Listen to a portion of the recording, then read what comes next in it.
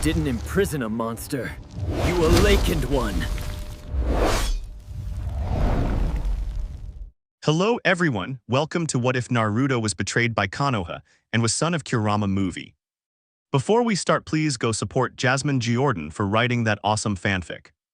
This is the translated version I made. There will be some mistake in character's gender, but of course Naruto is a male. Chapter 1. Note, Naruto's parents don't die here because the Shinigami let Minato live and the Kyuubi doesn't attack Naruto. Also, he will have two siblings, Naruko and Menma. Naruto's exile. After defeating Pain, Naruto encountered Sasuke. Naruto told him to come to Konoha, but Sasuke refused, so they began to fight. Sasuke seemed to be winning, but Naruto ended up defeating him, leaving him badly injured, though Naruto's wounds were more severe. He didn't care and helped Sasuke up to take him to Konoha, where everyone was waiting. Tsunade had approached Naruto and Sasuke, who was already regaining consciousness. Naruto, Grandma, I defeated Pain and brought Sasuke back, although he couldn't finish because Tsunade hit him, taking Sasuke from his arms. Grandma, why? Naruto said, a little hurt from Tsunade's blow. Tsunade, don't call me that, you filthy demon. Naruto, what? Upon hearing that, Naruto felt as if his heart were breaking. Sakura, Sasuke-kun, are you alright? Look what that demon did to you. When Naruto heard that from the person he secretly loved, his heart broke even more, but he wasn't going to cry. He wouldn't let them see him in a vulnerable state. Tsunade, Minato-sama, we must banish that demon before it's too late. Minato, you're right. Naruto, you are banished from this village, and furthermore you will no longer be our son. Naruto, well, as if you gave me a father's love, do you think telling me I'm no longer your son is going to upset me? Besides, I never had parents, they died a long time ago. But let me tell you something, you'll regret banishing me. When you come looking for me to help you, I won't be there for you. As soon as Naruto finished saying that, he heard everyone start laughing at him. Kushina, yes, of course, why not? You know, we already have Sasuke and our two sons, we don't need you.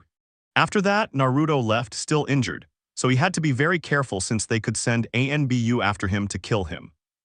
So he was looking all around just in case, but then he heard the Kyuubi speak to him.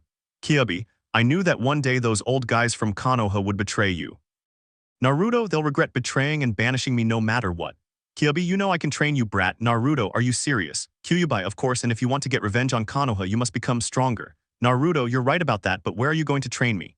Kyuubi, first, let's buy ninja weapons since they wouldn't let you take your things. Naruto, yeah, lucky I always carry money with me just in case. Kyuubi, well, the nearest village is about 5 km away. We'll get there faster if you run. Naruto, okay, let's go. Naruto started running, but since he was still a little injured, he couldn't run very fast. The Kyuubi told him not to worry as he was healing him, but it would be slow because he needed his chakra, which his former siblings possessed. After running, they finally arrived at the village where Naruto was able to buy some things and food for the journey. After that, night fell, so they camped in a part of the forest where there was a lake. Naruto started building a campfire to cook. Once it was finished, he set up his tent where he would sleep.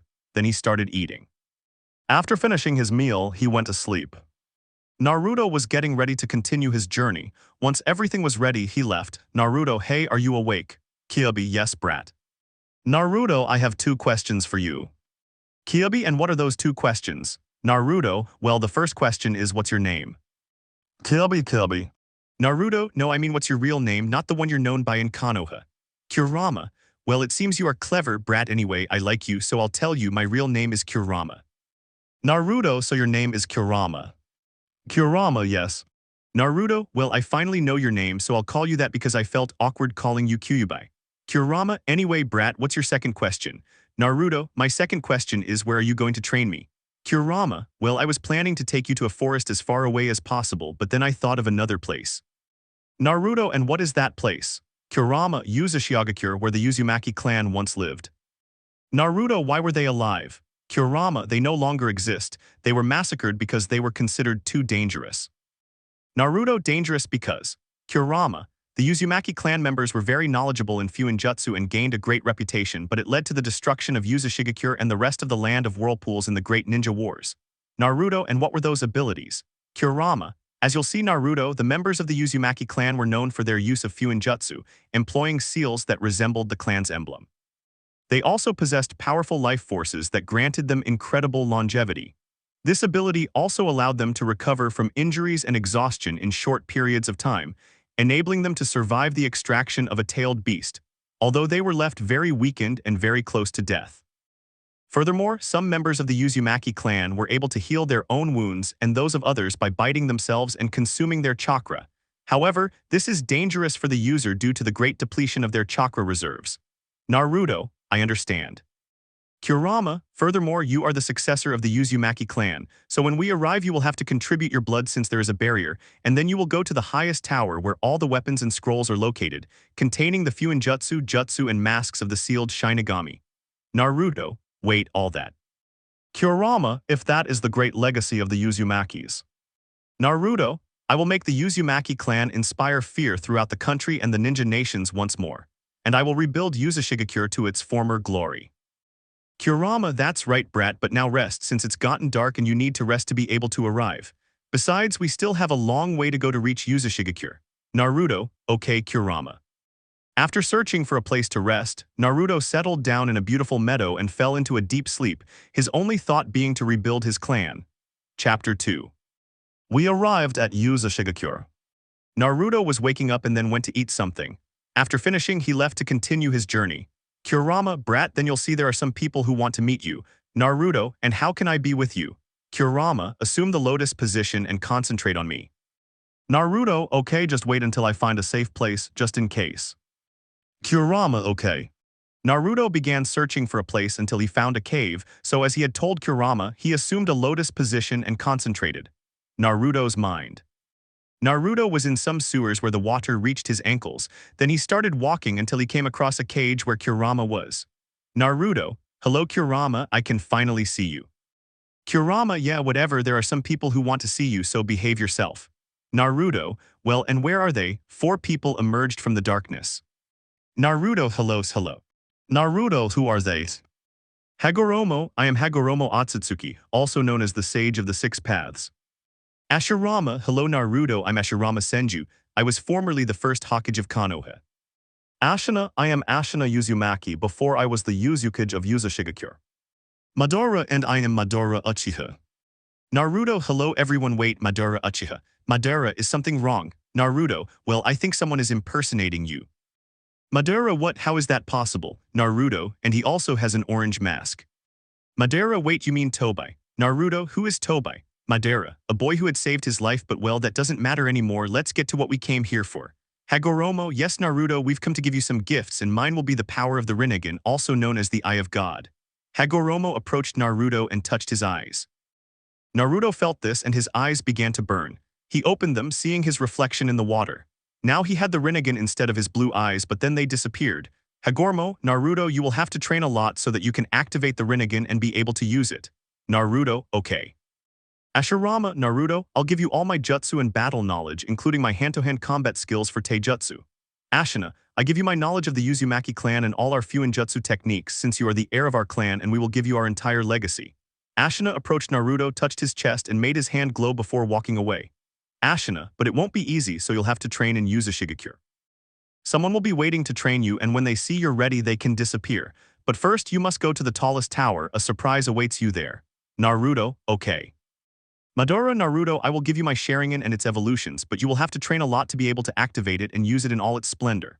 Madara approached Naruto and touched his eyes. Naruto felt his eyes burning again, but then it passed.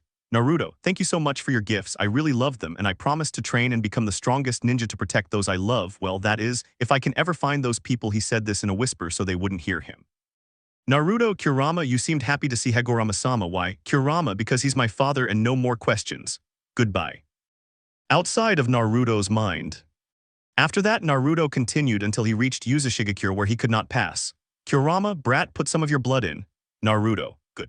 Naruto bit his finger and then placed a little of his blood where the invisible field vanished in swirling eddies.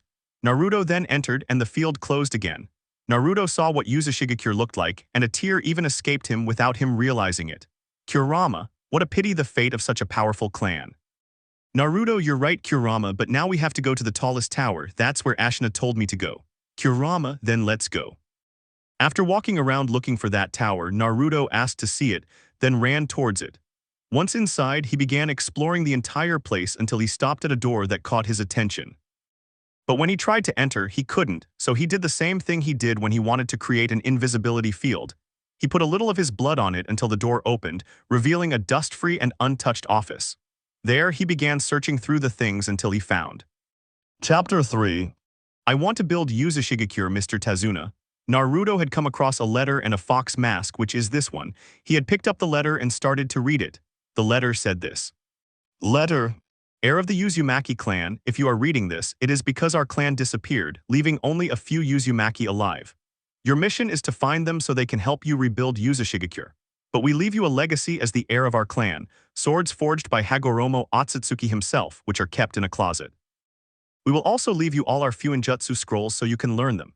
Furthermore, you must know something very important about our clan, one of our legacies passed down through many Uzumaki. You must never abandon your family nor betray them. If you do, you will be banished from the clan and your blood will no longer be Uzumaki. That is all, and I hope you will be wise in your decisions and make the right ones. Sincerely, Ashina Uzumaki. After reading the letter, Naruto felt a little sad because his clan had been very powerful, but it was destroyed and massacred by ninjas. They were also very kind to their families, but the letter said that you should never leave your family alone or betray them. This meant that Kushina, Menma, and Naruto were no longer Uzumakis. While Naruto was thinking this, elsewhere in Konoha, Kushina was frightened because her hair was no longer red but white, just like Naruto's and Menma's. Meanwhile, Minato was thinking about how this could have happened again with Naruto. He was opening the closet and saw the swords, which were these. The first sword was the sword of the universe, the second the sword of hell, and the third was the sword of heaven. When Naruto touched them, they shone in his presence and then stopped shining, but behind Naruto there was someone watching him. Hello, Naruto. Naruto, who are you? Mido, my name is Mido. I am the one who will help you train in the Fuinjutsu and Taijutsu of the Uzumaki clan. Naruto, so it was you Ashina was talking about. Myth, if it's me. Naruto, so these swords are important to the Uzumaki. Myth, if those swords are very important, just like their names. Naruto, and what are their names? Myth, the first one is called Uchu, the sword of the universe, the second Jigoku, the sword of hell, and the last one Sora, the sword of heaven. Naruto, then they are very powerful. Myth, yes, too much, but anyway, changing the subject. Your training started tomorrow since you have to rebuild Uzumaki. Naruto, okay, although I think I know who can help us. I just need to go to Mr. Tazuna's house. Myth, okay, I'll be here waiting for you. After that, Naruto set off for Wave Island to look for Tazuna. After a few hours, he finally arrived at Tazuna's house. As soon as he was at the door, he started knocking softly until someone opened it. It was a boy a little taller than Naruto, but one he recognized immediately. Naruto, Inari. Inari, wait, Naruto, Naruto, yes, it's me. It's been a long time since we last saw each other and you've grown a lot. Inari, yes, but you look a little different, Naruto. New clothes. Naruto, yeah, the other one didn't fit me anymore, he sees. Inari, come in, Naruto. My grandfather will be happy to see you. Naruto, yes, let's go in. Inari, after I left, what did they name their new bridge? Inari, the Naruto bridge. Naruto, I seriously didn't imagine they'd name the bridge after me. Inari, well, my grandpa wanted to name it the Tazuna Bridge, but he lost the vote and everyone chose the Naruto Bridge instead since you saved us. Naruto, well, I didn't do it alone. Inari, yes, I know that, and how's your village doing? Naruto, I was banished from there. Inari, what, Naruto? Yes, but it doesn't matter since I'll be reborn. But before he could continue, he heard Tazuna's voice. Tazuna, Naruto, how have you been all this time? Naruto, all right, old man. Tazuna, and I heard your village suffered an attack. Naruto, yes, but I defeated the one who destroyed it. Tazuna, everyone must be happy to have you there. Naruto, actually no, since I was banished. Tazuna, what did you do? Inari, that they banished him is unfair after what Naruto did for them. Naruto, but that doesn't matter anymore. Besides, I want you to help me rebuild my village, Uzumaki. Tazuna, why did something happen to that village during the reconstruction? Naruto, if that village belonged to my Uzumaki clan, they were feared for their Fuinjutsu, but they massacred and destroyed it. Tazuna, that's too bad, though I didn't know you belonged to such a fearsome clan. Naruto, yes, they were feared throughout the entire ninja nation. Tazuna, that's impressive, but what is Fuinjutsu?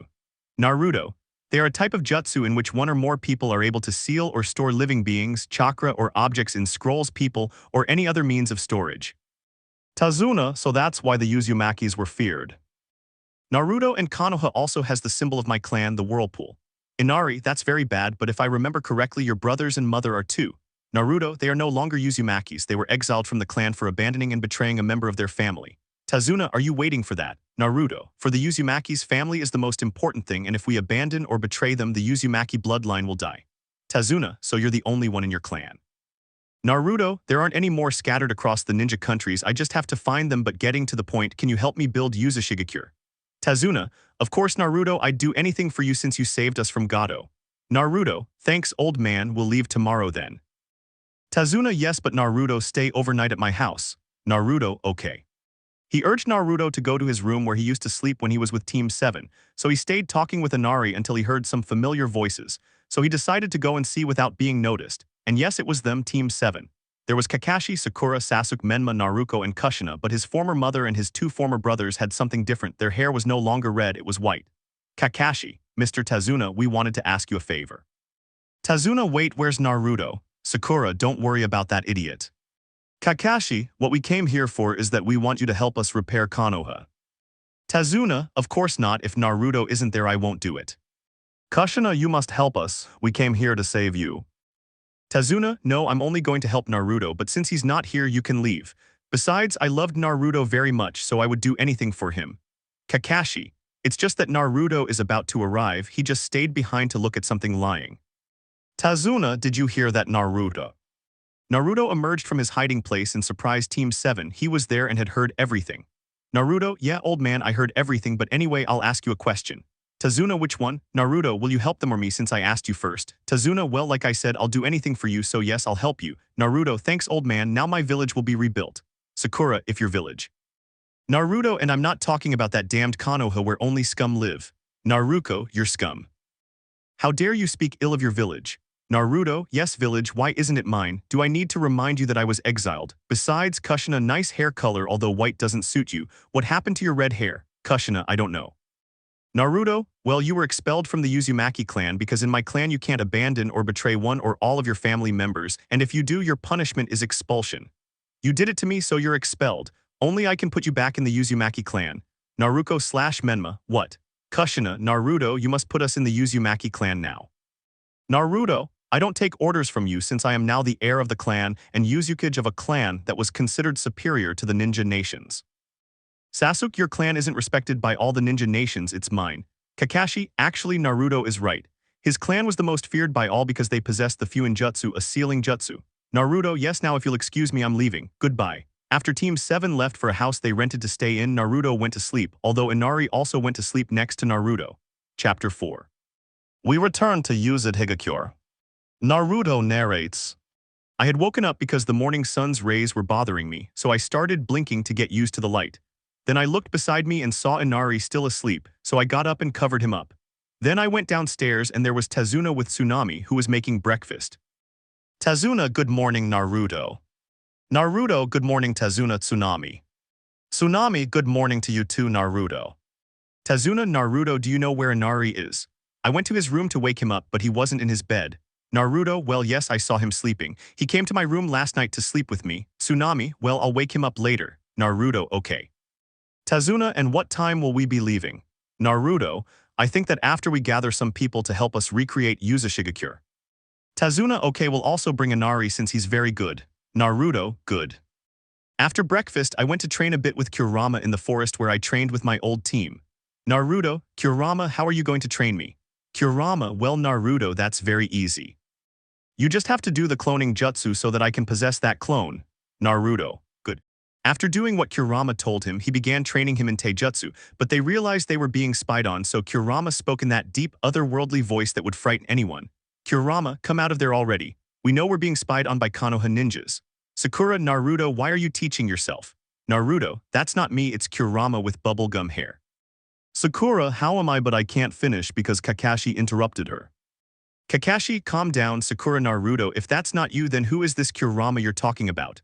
Kurama, I am the Kyuubi or nine-tailed beast or demon as you call me or as you called my son Naruto. Naruto, yes, wait, what? Kurama, as you heard, Naruto, you are my son and Minato's, but I'll explain that to you later. Naruto, this is too much for me, but we'll talk about it later. Kurama, yes, now as for you, stay away from Naruto. You banished him, so don't bother him anymore. Kushina, but he's my son. Naruto, correction, I was your son because for me I've always been an orphan and my parents are dead, so don't bother me. Naruto, well, we don't like you either since we're from the Uzumaki Namikaze family.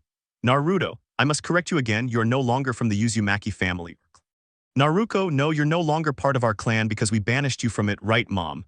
Naruto, seriously, you guys don't understand. Haven't you wondered why your red hair, which characterizes the Uzumaki clan, is gone and you only have white hair? Menma, well, that's because. Naruto, because they were banished by their own clan. Kurama, let's go, son. Naruto, yes. Sasuke, wait, Naruto. Sasuke, who had been silent while listening to the conversation, spoke. You must return to the village. Naruto, I won't go to that village, he said in a cold voice, his expression emotionless, and those bright blue eyes that characterized him became lifeless. Sakura, Naruto, you weren't like this. Where did that happy boy go with those bright, lively eyes and that voice that showed happiness? Naruto, well, I'm sorry, but that Naruto you all knew died a long time ago. Now this is me. Kushina, Naruto, but before she could start speaking, Naruto interrupted her. Naruto, no, don't say that. I don't want your pity. I only see that pity as hypocrisy. After that, Naruto and Kurama disappeared among the trees until they reached Tezuna's house, where those who were going to work with Mr. Tezuna were. Inari, Naruto, you've finally arrived. Naruto, yes, I'm sorry, I was taking care of something important. Inari agreed. Tezuna, well, we should go now, right? Naruto, yes, I will guide you on your path and protect you just in case. Tezuna, well, Tsunami, we're leaving now, so take care, okay? Tsunami, yes, father, don't worry, I know how to take care of myself. Tezuna, well, goodbye. Tsunami, goodbye. Inari, be good and don't make me angry, okay? Inari, yes, mom, calm down, goodbyes. As soon as they left the island, they began their long journey to Uzumaki.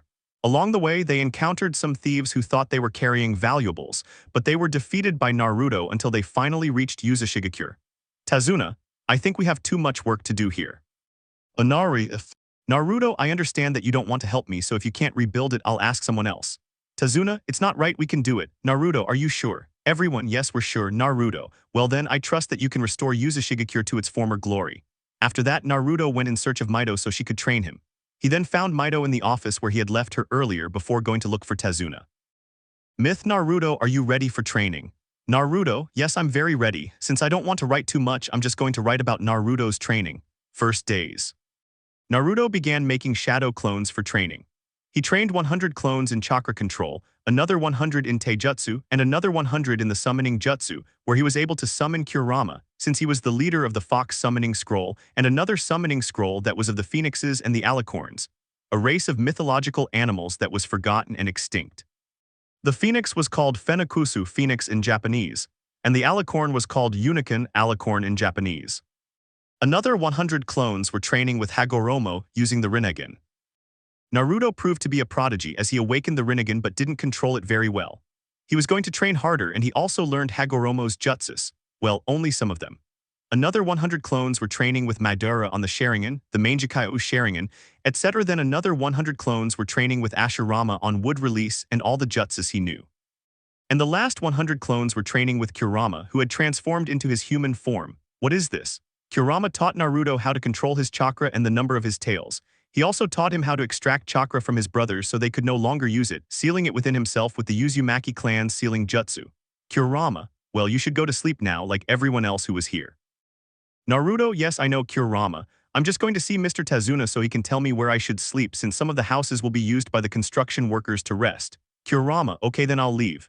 After Kurama disappeared, Naruto went to look for Tezuna, who was in a house. After talking to him, he went to the house he had been told about and went to sleep very peacefully. Chapter 5. The new Uzumaki. Naruto narrates. I was training on the Uzumaki clan's sealing jutsu since I still hadn't mastered it very well. I'd been training there for an hour, so I stopped to get something to eat. I ran to Uzumaki since I wasn't there. When I arrived, I saw a lot of beautiful houses and buildings, but the tallest building was the Uzukage's. I was walking peacefully when I felt someone behind me hugging me, so I turned around to see who it was, and the one behind me was none other than Inari. Naruto, hi Inari, how are you? Inari, well, very hungry and also a little tired. Naruto, do you want to go get something to eat? Inari, yes. Naruto, okay, let's go then. We were walking around watching everyone working on some buildings that needed finishing when we came across a ramen stand, so we went in. Hello, what can I do for you? Naruto, a bowl of ramen with extra pork. Okay. Inari, me too, well, wait. When we were given our orders, I was so surprised by who it was that a tear escaped me without me even realizing it, and it seemed that person recognized me too. Naruto, is that you? Naruto, yes, it's me, Tuch. Tucha, Naruto, how I missed you. Naruto, I missed him too, Tucha. Dad, why is there so much noise? Naruto, is that you? I am Naruto, I can't believe it. If this is a dream, I don't want to wake up. Tucha, daughter, this isn't a dream, it's reality. I am so Naruto. I came running to hug me, so I hugged her back. I missed them so much, and I also missed the delicious ramen they made. After eating, we talked a lot. Now, instead of just a small stall, it was actually like a restaurant and more people could come in to eat ramen. After saying goodbye to Tuchen I went with Inari to the Uzumaki building. After entering, we started exploring the whole building until we reached the office. As soon as we entered, we saw a library with some scrolls and many books, some very large windows, and in the middle a desk with a chair. I went over and sat down. Inari, this view is very beautiful. Naruto, yes, she's very pretty. Inari, Naruto, now that you're living here, what will happen when we leave? You'll be alone. Naruto, I won't be alone, I'll be with Tuchen so don't worry. Inari, well, Naruto and my grandfather have been thinking about it and we want to live here. Naruto, seriously, but what about his village? Inari, well, they'll be fine without us. Naruto, okay, then as soon as we start with the village entry paperwork, I'll do it, but first I want to talk to Tazuna, so can you call him for me? Inari, After Inari left, I started looking at the view of the village. After waiting, I heard the door, so I let them in. Tazuna, hey Naruto, what's up? Why were you calling me? Naruto, well, Inari told me they want to stay and live here. Is that true? Tazuna, if Naruto is real. Naruto, okay, then wait a minute while I get the admission papers. I started looking for the papers on my desk until I found them, so I put them on the desk. Naruto, you just need to fill out a few things here about yourselves and how many of you will be coming to live here, that's all. Tazuna agreed. After Tazuna arranged the papers, he left, leaving me alone in silence until Kurama spoke. Kurama, what are you doing, brat? Naruto, nothing, I'm just busy with some work since I'm now the Uzumaki of this village. Kurama, I think your dreams came true, Naruto. Naruto, yes, I became someone very important. Kurama, Naruto, are you really going to do that? Naruto, if I'm going to Konoha to steal Naruto and Menma's chakra, it's yours, Kurama. Kurama, are you so sure? You know I'll get stronger and you might die if I put all my chakra into you. Naruto, don't worry, Kurama, I'll be fine. Kurama. I started looking out the window, watching as the construction workers headed home to rest. Naruto, I need to have ninjas in my village to protect those who live here, he thought, as he watched the birds fly by. I was already tired of sitting in the chair since I had nothing to do for the time being, so I left, but not before leaving one of my clones there. Now I was walking through the streets of Uzumaki. I was so distracted that I didn't realize I had reached the forest. I also found a lake, so I went over to sit on a rock near the water. Just then I saw some very good ninjas who seemed to be escaping from someone or something, so I stood up. Naruto, excuse me. Do you need anything? Those 10 boys were with 20 men who were surely ninjas since they were running in the water. They approached very slowly with their guard up. They probably thought I was going to attack them. Who are you? Naruto, hello, my name is Naruto Uzumaki. I'm the Uzumaki of a village nearby. Would you like to come live there? Why should we trust you? Who knows if you want to hand us over to be killed? Naruto, I have no intention of doing that, besides, I was exiled from my village too. So you were exiled too, like us. Naruto, besides, I had saved them a lot of times. What a bad kid. Naruto, whatever, I don't care anymore since I'm here now, creating my own village where exiled ninjas can live and rebuild their lives. That's great. Naruto, okay, come with me. I'll give you a home, and if you want, I can give you ninja jobs if you're interested. If we want. Naruto, then follow me. We started walking while I told them about the new village and its rules, which weren't many. When we arrived at the village, I took them to their homes and also told them that tomorrow they had to go to the Uzukagi's office where I would be. After that, I walked a little further until I got home, then went to my room, threw myself on the bed, and fell asleep. Chapter 6. More inhabitants for Uzumaki. Naruto narrates. I was in my office with some papers because some people who had nowhere to live had come here to live.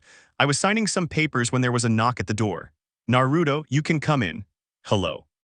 Naruto, hello, how have you been sleeping? Can you tell me your names? Ashimaru, yes, my name is Ashimaru. Makoto, I'm Makoto. Ryoka, my name is Ryoka. Mika, I'm Mika. Mina, I am Mina, Mika's twin sister. Kyoku, I am Kyoku. Kataro, my name is Kataro. Fuko, I am Fuko. Suni, I am Suni. Koda, hello, I'm Kodas. Naruto and the others. Ashimaru, they decided to go somewhere else. Naruto, I understand, and do you want to stay and live here? Makoto, of course. Naruto, then you need to fill out these papers with your information and names. Everyone except Naruto, yes. Naruto, well, now I must sign the papers so that they are officially inhabitants of this village. As soon as they left the office, I stayed behind signing their papers. Finally, we'd have some ninjas, but I had to put my plan into action, to take Kurama's chakra from my former brothers. I was thinking about it when I heard Kurama speak to me. Kurama, brat, you don't need to go and steal the chakra from those 2 Konoha boys anymore. Naruto, why do you say that, Kurama? Kurama, because I've been investigating and my chakra lacking a soul disappears from the person who possesses it. So your brothers won't have my chakra anymore because it will return to me. Naruto, so every time they use it, your chakra will return to you. Kurama, of course, and when I have all my chakra, I can do something. Naruto, and what is that something? Kurama, I'll explain. When I have all my chakra, I'll have two forms. One is my human form, which you've already seen, and the other is my fox form, only a little smaller, like a puppy. Naruto, really? Kurama, yes. Naruto, well, I want you to have all your chakra because I want to see that other transformation. Kurama, yes, yes, whatever you say, brat. But now your brothers are weakening because they're using too much of my chakra and I'm getting stronger. We just have to wait until they use my chakra again and then I'll have all of it. Naruto, awesome. After speaking with Kurama and finishing signing the papers, I went to see what the Uzumaki Ninja Academy was like, as well as the school for the other children who weren't ninjas. After that, I went looking for more rogue ninjas until I found some who were camping, some of them a little injured, so I decided to approach them. Naruto, hello, are you okay? Who are you? Naruto, my name is Naruto Uzumaki and yours? Lura, my name is Lura and she is Nikora. Naruto, are you two alone? Lura, there aren't 3 elite ninjas protecting us. Girls, who are you? Nikora, calm down, Miss Higo. Naruto, I'm Naruto Uzumaki. I have a question, are you guys on a mission? Kade, no, actually we're protecting them from that damn snake. Naruto, and that person isn't named Orochimaru, is he? Miss Higo, do you know him? Naruto, yeah, he almost destroyed a village where I used to live, but oh well, that's in the past. Now I'm in another village where we let in any ninja or person in danger no matter what they did in the past. Nikora, so can we go to that village? Naruto, sure, just follow me. We started walking while they told me what that damned Orochimaru was doing to the poor girls. I also saw that Nikora was badly injured, so I put her on my back. When we arrived, we went to the Uzumaki Tower where we entered my office. I put her in a chair to rest and called Ryoka since she was a medical ninja. When Ryoka arrived, she started treating the 2 girls' injuries. Miss Higo, well, where is the leader of this village? Ryoka, you're watching it. Naruto, I am the leader of this village. My name is Naruto Uzumaki, the Uzumaki of Uzumaki. Nikora, wait, are we in Uzumaki, the ancient village of the Uzumaki who were massacred simply for being one of the most powerful clans in all the ninja nations? Naruto, yes, that's the one. Miss Higo, so you're the current Uzumaki. Naruto, yes. Nikora, then you should know that there's an Uzumaki in Orochimaru's group. Naruto, really? Nikora, yes, her name is Karin, but we couldn't rescue her from there because they took her away. Naruto, then we have to save her and the other kids Orochimaru has locked up. Ryoka, but you need more ninjas to do that and you're only just recruiting rogue ninjas. Naruto. Naruto, yes, I know that, but you two are elite ninjas, aren't you? Miss Higo. Naruto, can you teach the ninjas about taijutsu fighting and jutsus? Miss Higo, of course, we also have chakra papers to see what elements they possess. Naruto, great, then they'll start tomorrow, and you, Ryoka, are the best medical ninja to teach the ninjas who want to become medical ninjas. Ryoka, yes, Naruto-sama. Naruto, well, that's all. You all need to complete the paperwork to enter this village. Nikora, it will be a pleasure. Naruto-sama, there are some people who no longer have homes, and some elite ninjas and doctors with genin heard that you allow those who are exiled and those who have no homes to live in to live. Naruto, tell them to wait, I'll be right with them. One question, Ashimaru. Ashimaru, which Naruto-sama? Naruto, do you know if there are any Anbu ninjas in that group? Ashimaru, if there are 6 Anbu. Naruto, well, that was all, you can leave. Miss Higo, so we need to complete this. Naruto, yes, I'll sign it later. After they sign their papers, I let the people in with the elite ninjas, the genin, and the Anbu. Naruto, hello, I am Naruto Uzumaki, the Uzumaki of this village. I heard that you want to enter this village, is that right? Woman, yes. Naruto, well, you are welcome to this village. Just fill out this village entry form and that's it. But only civilians need to fill out these entry forms, ninjas must also complete them. That's all. Naruto, if only that. After the people completed the paperwork, they left with their keys to their new homes while the other ninjas stayed behind. Naruto, and what are their names? Mokuto, I am Mokute. Hiko, I'm Hiko. Makura, hello, I'm Makura, nice to meet you. Loku, I am Loku. Dako, my name is Dako, sir. Quiro, I am Quiro. Matoka, I am Matoka, sir. Naruto, well, those who call me sir must be the elite ones, right? Matoka, yes, sir. Naruto, okay then, take these entry forms for elite ninjas, while you genin take these entry forms. After they left with their keys to their new homes, only the 6 Anbu ninjas remained, silently waiting for the others to leave. Naruto, well, you must now be the Anbu ninjas. Manaki, yes, my name is Manaki. Rode, my name is Rode. Kido, my name is Kido. Mino, I am Mino. Toru, my name is Toru. Torai, I am Torai, Toru's sister. Naruto, okay then, take these Anbu entry forms, just one thing. Mina, what Naruto, do you promise to be loyal to this village and not betray it? Anbus, we swear. Naruto, well then you can leave if you've already completed the admission paperwork. After they left with their keys to their new houses, I stayed behind signing all those papers, but then it occurred to me to make a shadow clone to do it for me. After that, I went home. The first thing I did when I got there was eat, then I went to my room and fell asleep from exhaustion. Chapter 7. Kurama tells Naruto that he is his son. Naruto narrates. I had woken up feeling a bit cheerful because I was going to see how the ninjas who were genin were doing at their new academy. When I arrived, I found Ryoka, who was about to enter the academy. Naruto, good morning, Ryoka. Ryoka, good morning, Naruto-sama, why aren't you at the Uzumaki Tower? Naruto, don't worry, it's just a shadow clone that went over there. Ryoka, okay, and why are you here? Naruto, well, I just wanted to see how our genin are doing in their new classes. Ryoka, well, I have to go. Naruto-sama, the class for medical ninjas is about to start. Naruto, okay. I was walking through the academy's hallways until I stopped at one of the doors. It was the training yard. The truth is, the boys weren't going to use it for a while, so I decided to use it for a bit. So I took out Kurama. He had transformed into his human form. Naruto, hey Kurama, shall we train?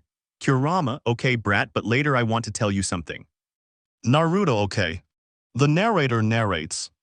Naruto and Kurama began a taijutsu fight, where they were evenly matched until Kurama created the tailed beast ball, but very small so as not to damage anything in the academy's training area.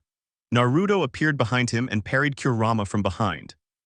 They both stopped fighting to look at each other with smiles, just as they were about to resume their attacks but stopped when they heard applause. Then they both looked at all the children there. Naruto then realized they were past the allotted time. Naruto, hello everyone. Mina, hello Naruto-sama. Mika, that was great Naruto-sama. Naruto, thank you.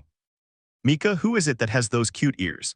Kurama, who are you calling cute ears, little girl? Don't you know who I am? I am the Kyuubi, the nine-tailed fox, one of the most powerful tailed beasts. Naruto, Kurama, shut up. She doesn't know. Besides, they don't know you either since you've always been inside me. Kurama, anyway, I think it's time for me to go. Mika, wait, Mr. Kyuubi. Kurama, tell me Kurama, girl. Mika, well, Kurama-sama, may you touch his ears? Kurama, well. Kurama let Mika stroke his ears. Mika was fascinated by Kurama's ears because they were so soft. Then Kurama had to leave, so he disappeared in a cloud of smoke. That cloud of red smoke then went to Naruto's stomach before disappearing into Naruto. Mika, Kurama-sama lives in you Naruto-sama. Naruto, let's say so, but he's sealed in my mind's eye, and although the form you saw earlier is actually one of his transformations. Mika, and what is he really like? Naruto, well, he's actually a giant fox as tall as a mountain and he has 9 tails. Mika, Kurama-sama is great. Naruto, yes, he was also the one who trained me along with others. Mika, so you Naruto-sama are very strong. Naruto, well, I still have a lot to learn to become the strongest, but I can learn with you guys. Mika, then I will learn from you Naruto-sama. Naruto, hehe, I'm glad to hear that I'm your role model, Mika. Miss Higo, she's not the only one who sees you as a role model, they see you that way too. Naruto, then that makes me very happy too. Keep training hard and you'll get stronger as well. Everyone, yes. Naruto, well, I want to see your progress, but I've been here a long time, so I must go and fulfill my duty as Uzumaki. Well, I'm leaving. Goodbye. Everyone, goodbye Naruto-sama. After Naruto left, the genin began training with Miss Higo while Naruto narrates. I had already arrived at my office to continue with my work, which is to say fighting a demon with something endless, something that all cages always have to fight to the death, which is to say the paperwork. I couldn't believe it was every cage's nightmare, but anyway, when I was about to sign the last papers, someone knocked on my door, so I just told him to come in. It was an Anbu who had a wolf mask. Naruto, what's wrong, wolf? Anbu wolf, Naruto-sama, 3 people came with 10 children who should be graduating to become chunin. Naruto, really? Anbu wolf, yes. Naruto, well, tell them they can come in. Anbu wolf, yes Naruto-sama. After the wolf Anbu left in a whirlpool bushin, I waited a while until the 3 people were villagers, and then the 10 boys who would be chunin passed by. Naruto, hello, so you want to be part of this village? Villages, if. Naruto, okay, all 3 of you fill out these registration forms. Villager, of course. After they completed the paperwork, I gave them a key since they were a couple and had a child. After they left, only the 10 ninjas remained. Naruto, well, are you guys the ones who are supposed to graduate to chunin? Yeah. Naruto, wolf, when are the chunin exams and where will they be held? Anbu wolf, in a few weeks, and it will be done in Konoha Naruto-sama. Naruto, good. Anbu Wolf, Naruto-sama, Konoha wants you to come too to watch the Chunin exams, especially since you are the Uzukage of this village. Naruto, well, since it's my duty, what are your names? Nero, my name is Nero. Nura, I am Nuras. Tache, hello, I'm Tache. Ikoto, my name is Ikoto. Inara, I am Inaras. Miva, I am Mivas. Sura, I am Sura. Amara, I am Amaras. Itona, I am Itonas. Minatoshi, hello, I'm Minatoshi. Naruto, well guys, since you're about to graduate to Chunin in the village of Konoha, you'll be trained by me, but first you need to complete these entry papers. Naruto-sama. Naruto, what's up, Spider?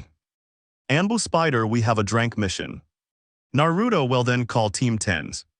Anbu Spider, if Naruto-sama.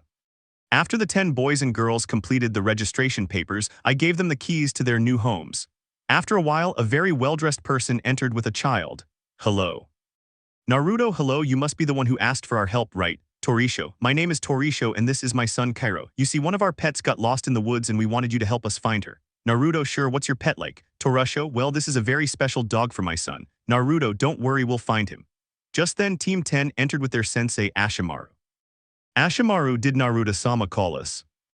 Naruto, yes, I want you to find this dog. Ashirama, okay, Naruto-sama. After that, they left me alone signing the papers when Kurama started talking to me, so I entered my mental space. Naruto's mind. Naruto, what's wrong, Kurama? Kurama, Naruto, I have to tell you something. Naruto, well, oh yeah, you wanted to tell me something, well, what was it? Kurama, Naruto, do you remember when I told you that you were my son and Minato's? Naruto, that's true, and tell me, how is that possible? Kurama, apparently when your parents Minato and Kushina had relations, my DNA got into you. Naruto, but why not my two brothers? Kurama, I don't really know, but maybe you absorbed all my DNA and put it in your blood, so you Ray my son too. Naruto, that's great. So you Ray my dad too? Kurama, yes, Brad, I'm your father. Naruto, then I'll call you father because you're the best father, even better than that Minato. Kurama, I'm glad to hear that, son, but for now you should go and rest. Tomorrow you must train those brats. Naruto, yes, that's right. I also need to finish signing this paperwork, but one of my clones will do that. Kurama, well, goodbye, son. Naruto, goodbye, dad. Outside of Naruto's mind. Upon returning to real life, I got up from my chair, put the signed papers on one side and the others on the other, then went home to rest since tomorrow I had a very tiring day ahead of me. Chapter 8. Naruto training ninjas 30 days. Naruto narrates. I was waking up because the sunlight was bothering me, so I got up to go to the bathroom to shower. When I finished, I came out of the bathroom with a towel around my waist and a smaller one drying my hair. After getting ready, I changed and went downstairs to make breakfast. Then I ate. After I finished eating, I brushed my teeth and went to the Uzukage Tower where we were supposed to meet the 10 kids I had to train. When I arrived, I didn't see anyone. Well, it was a bit early, so I would have to wait. After a few minutes, everyone was there, so we went to training ground 8, which was very good for training. When we got there, the first thing I did was line everyone up. Naruto, okay, the training will be like this. You'll have to make 10 clones of yourselves and then divide the clones. 5 clones will have to train in chakra control. If they don't master it well, they won't be able to defeat their opponents. The other 5 clones will have to train in taijutsu. They'll do that for 10 days. After that, you'll have to make 20 more clones and then divide them. 5 clones will have to train their affinities, knowing what affinities they have and controlling them. The other 5 clones will have to train the jutsus according to their affinities. If it's Katen fire release, their affinity is fire. If it's Raiten lightning release, their affinity is lightning. If it's Suten water release, their affinity is water. If it's Daten earth release, their affinity is earth. If it's Futon air release, their affinity is air, just like me. Tachi Naruto-sama, then you must be an expert in wind release. Naruto, well yes, but I'm also an expert in Raiten, Katen, Suten, and Daten. Sura, wait, she has all the affinities, is that possible? Naruto, yes, it's possible, well, if you control it well. Besides, you can change your affinity, it depends on whether you can do it. But those who can have all affinities are the Uchiha clan since they have the Sharigan, which is used to copy any jutsu of any nature. But if it's a Kaken or Jaken, they won't be able to because it's a bloodline that only that person possesses. Sura, you Naruto-sama know a lot about this, but you're an Uzumaki, not an Uchiha. Naruto, well, you're right, but there's an explanation for that, but I won't tell you for now. And yes, I am an Uzumaki, but did the Uzumaki clan know they were feared by all the ninja nations before the Uchiha? Sura, really? Naruto, yes, they were very powerful because they had a bloodline and were feared for their fuinjutsu, the storage technique or very powerful seals that only they could perform. Furthermore, some could heal people or heal themselves with their own chakra, but it has a consequence that weakens us greatly since we use a lot of chakra, and only the Uzumaki clan can survive the extraction of a tailed beast. You know what that is, right? Everyone, yes. Tacha, yes, we learned that a long time ago, but the most powerful Biju is the Kyuubi, the nine-tailed fox. That's the most powerful of all the Biju, but the Jinrikyu is kept in the village of Konoha. Naruto, well, not anymore because the Jinchuriki is being killed right now, and Kyuubi, that's not really his name, it's Kurama, and he's my father. Inara, are you seriously the Jinchuriki, and he's your father? I can't believe it. Naruto, well, yes, and he's very good and can come out of me, but in his human form. Amara, really? Naruto, yes, but I'll introduce them to you later. Right now we need to train. The other 10 clones will have to run around the entire village with weights on their bodies, as well as do 20 push-ups and 30 sit-ups. All of that will take 10 days. Then the next day they'll have to make 10 more clones. 5 clones will train how to escape advanced genjutsu. The other 5 clones will have to train in genjutsu. They'll do that in 5 days. The following day they'll have to make 30 more clones. 5 clones will have to train in medical jutsu just in case. Another 5 clones will study strategies. 10 clones will have to train their endurance, meaning they'll have to do 30 laps around the village, 20 push-ups, and 40 sit-ups. The remaining clones will have to train their aim with their ninja weapons. They'll do that in 4 days, and after that they'll have to gain battle experience by fighting me. Okay, everyone, yes. The narrator narrates. The boys began training as Naruto instructed. I don't really feel like writing about the boys' training.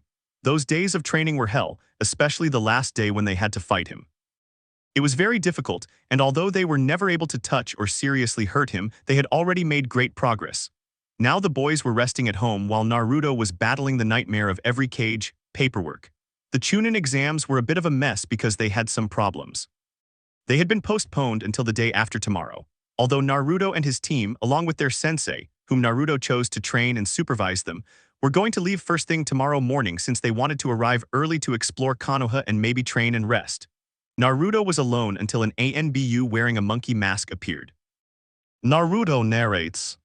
Anbu monkey, Naruto-sama, the Hokage of the village of Konoha, sent us this letter. Naruto, okay, one question, the Hokage doesn't know who the Uzumaki of this village is, right? Anbu monkey, not actually Naruto-sama. Naruto, okay, you can leave if you want. Anbu mano, goodbye. Naruto, hey Minato, it seems they didn't tell you that I'm the Uzumaki of this village, or maybe they forgot, but anyway, let's see what the note says. Note, dear Uzumaki, I am writing to you because I wanted to know if you have a son or daughter I could marry off to form an alliance between our 2 villages. I hope we can form an alliance and get to know each other better. Aten Minato Namikaze. Naruto, that bastard, I'd better let it go, but I'll write him a note saying I don't have kids and that we can meet tomorrow, and that's it, Wolf. I only had to wait a moment when the Anbu with the wolf mask appeared in a cloud of smoke. Anbu Wolf, my name is Naruto-sama. Naruto, yes, I want you to take this letter to the messenger eagle so they can deliver it to the Hokage of Konoha. Anbu Wolf, yes, Naruto-sama. After the wolf Anbu left with the letter for the Hokage, I finished signing the remaining papers. Once I had signed all the papers, I went home. When I arrived, I ate for a bit and lay down on the couch to read. An hour passed and I was already tired of reading, so I put the book back on the shelf in my house and went to my room. I collapsed onto my bed exhausted and fell into a deep sleep. Chapter 9. Trip to Konoha. Naruto narrates. I was already in my office waiting for the ninjas so we could travel back to Konoha, the village that had banished me long ago. I was deep in thought when I heard the sound of the door, so I told them they could come in. Makoto and the boys entered. Naruto, okay, are you all ready? Makoto, yes, Naruto-sama. The narrator narrates. Before leaving, I put on the Uzukage's clothes, which are these.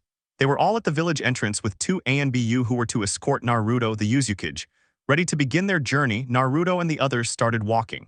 Naruto spoke to the others about how he had been treated in the village. They were angry with the village, but Naruto said it didn't matter anymore. What would make him happy was if they all won the Chunin exams. They continued talking as they walked. Ikoto, they don't know what I'm going to be like in the Chunin exams. I'm going to embarrass them. Nira, if we have to give our best. Nira, well said, sister Nira, thank you, brother. Naruto, I see you all are very motivated. Inara, of course, Naruto-sama, because we're going to kick Konoha's butt. Naruto, hee, but remember you also have to have fun, okay? Ikoto, don't worry, Naruto-sama, we're going to have a lot of fun. Naruto, good. After walking a little further, they arrived at Konoha where 2 ninjas were asleep. I don't remember their names, so I'll make them up. Naruto approached them and touched both of their shoulders. Miko, who are they? Naruto, I am Naruto Uzumaki, the Uzukage of the village of Uzashigakure. Miko, so you came for the Chunin exams. Naruto, yes. Miko, I can guide you to the Hokage office. Naruto, there's no need, I know where it is. After leaving the guards, Naruto and his group headed to the Hokage Tower. As soon as they arrived, the secretary greeted them and told them that the Hokage was waiting for them, so they went to the office. There they knocked on the door until they heard a come-in, so they entered and there were Minato, Kushina, Menma, and Naruto, a little surprised. Minato, what are you doing here? Naruto, I came for the Chunin exams. Minato, even if you fight and show your strength, we're not going to let you back into the village. Naruto was about to say something when the two Anbu who were with him appeared in front of him. It was the wolf Anbu and the dog whom Naruto trusted.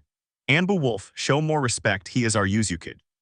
Minato, what Naruto, it's okay Wolf, it's fine. Kushina, hello again son. Naruto, Lady Kushina, I am not your son.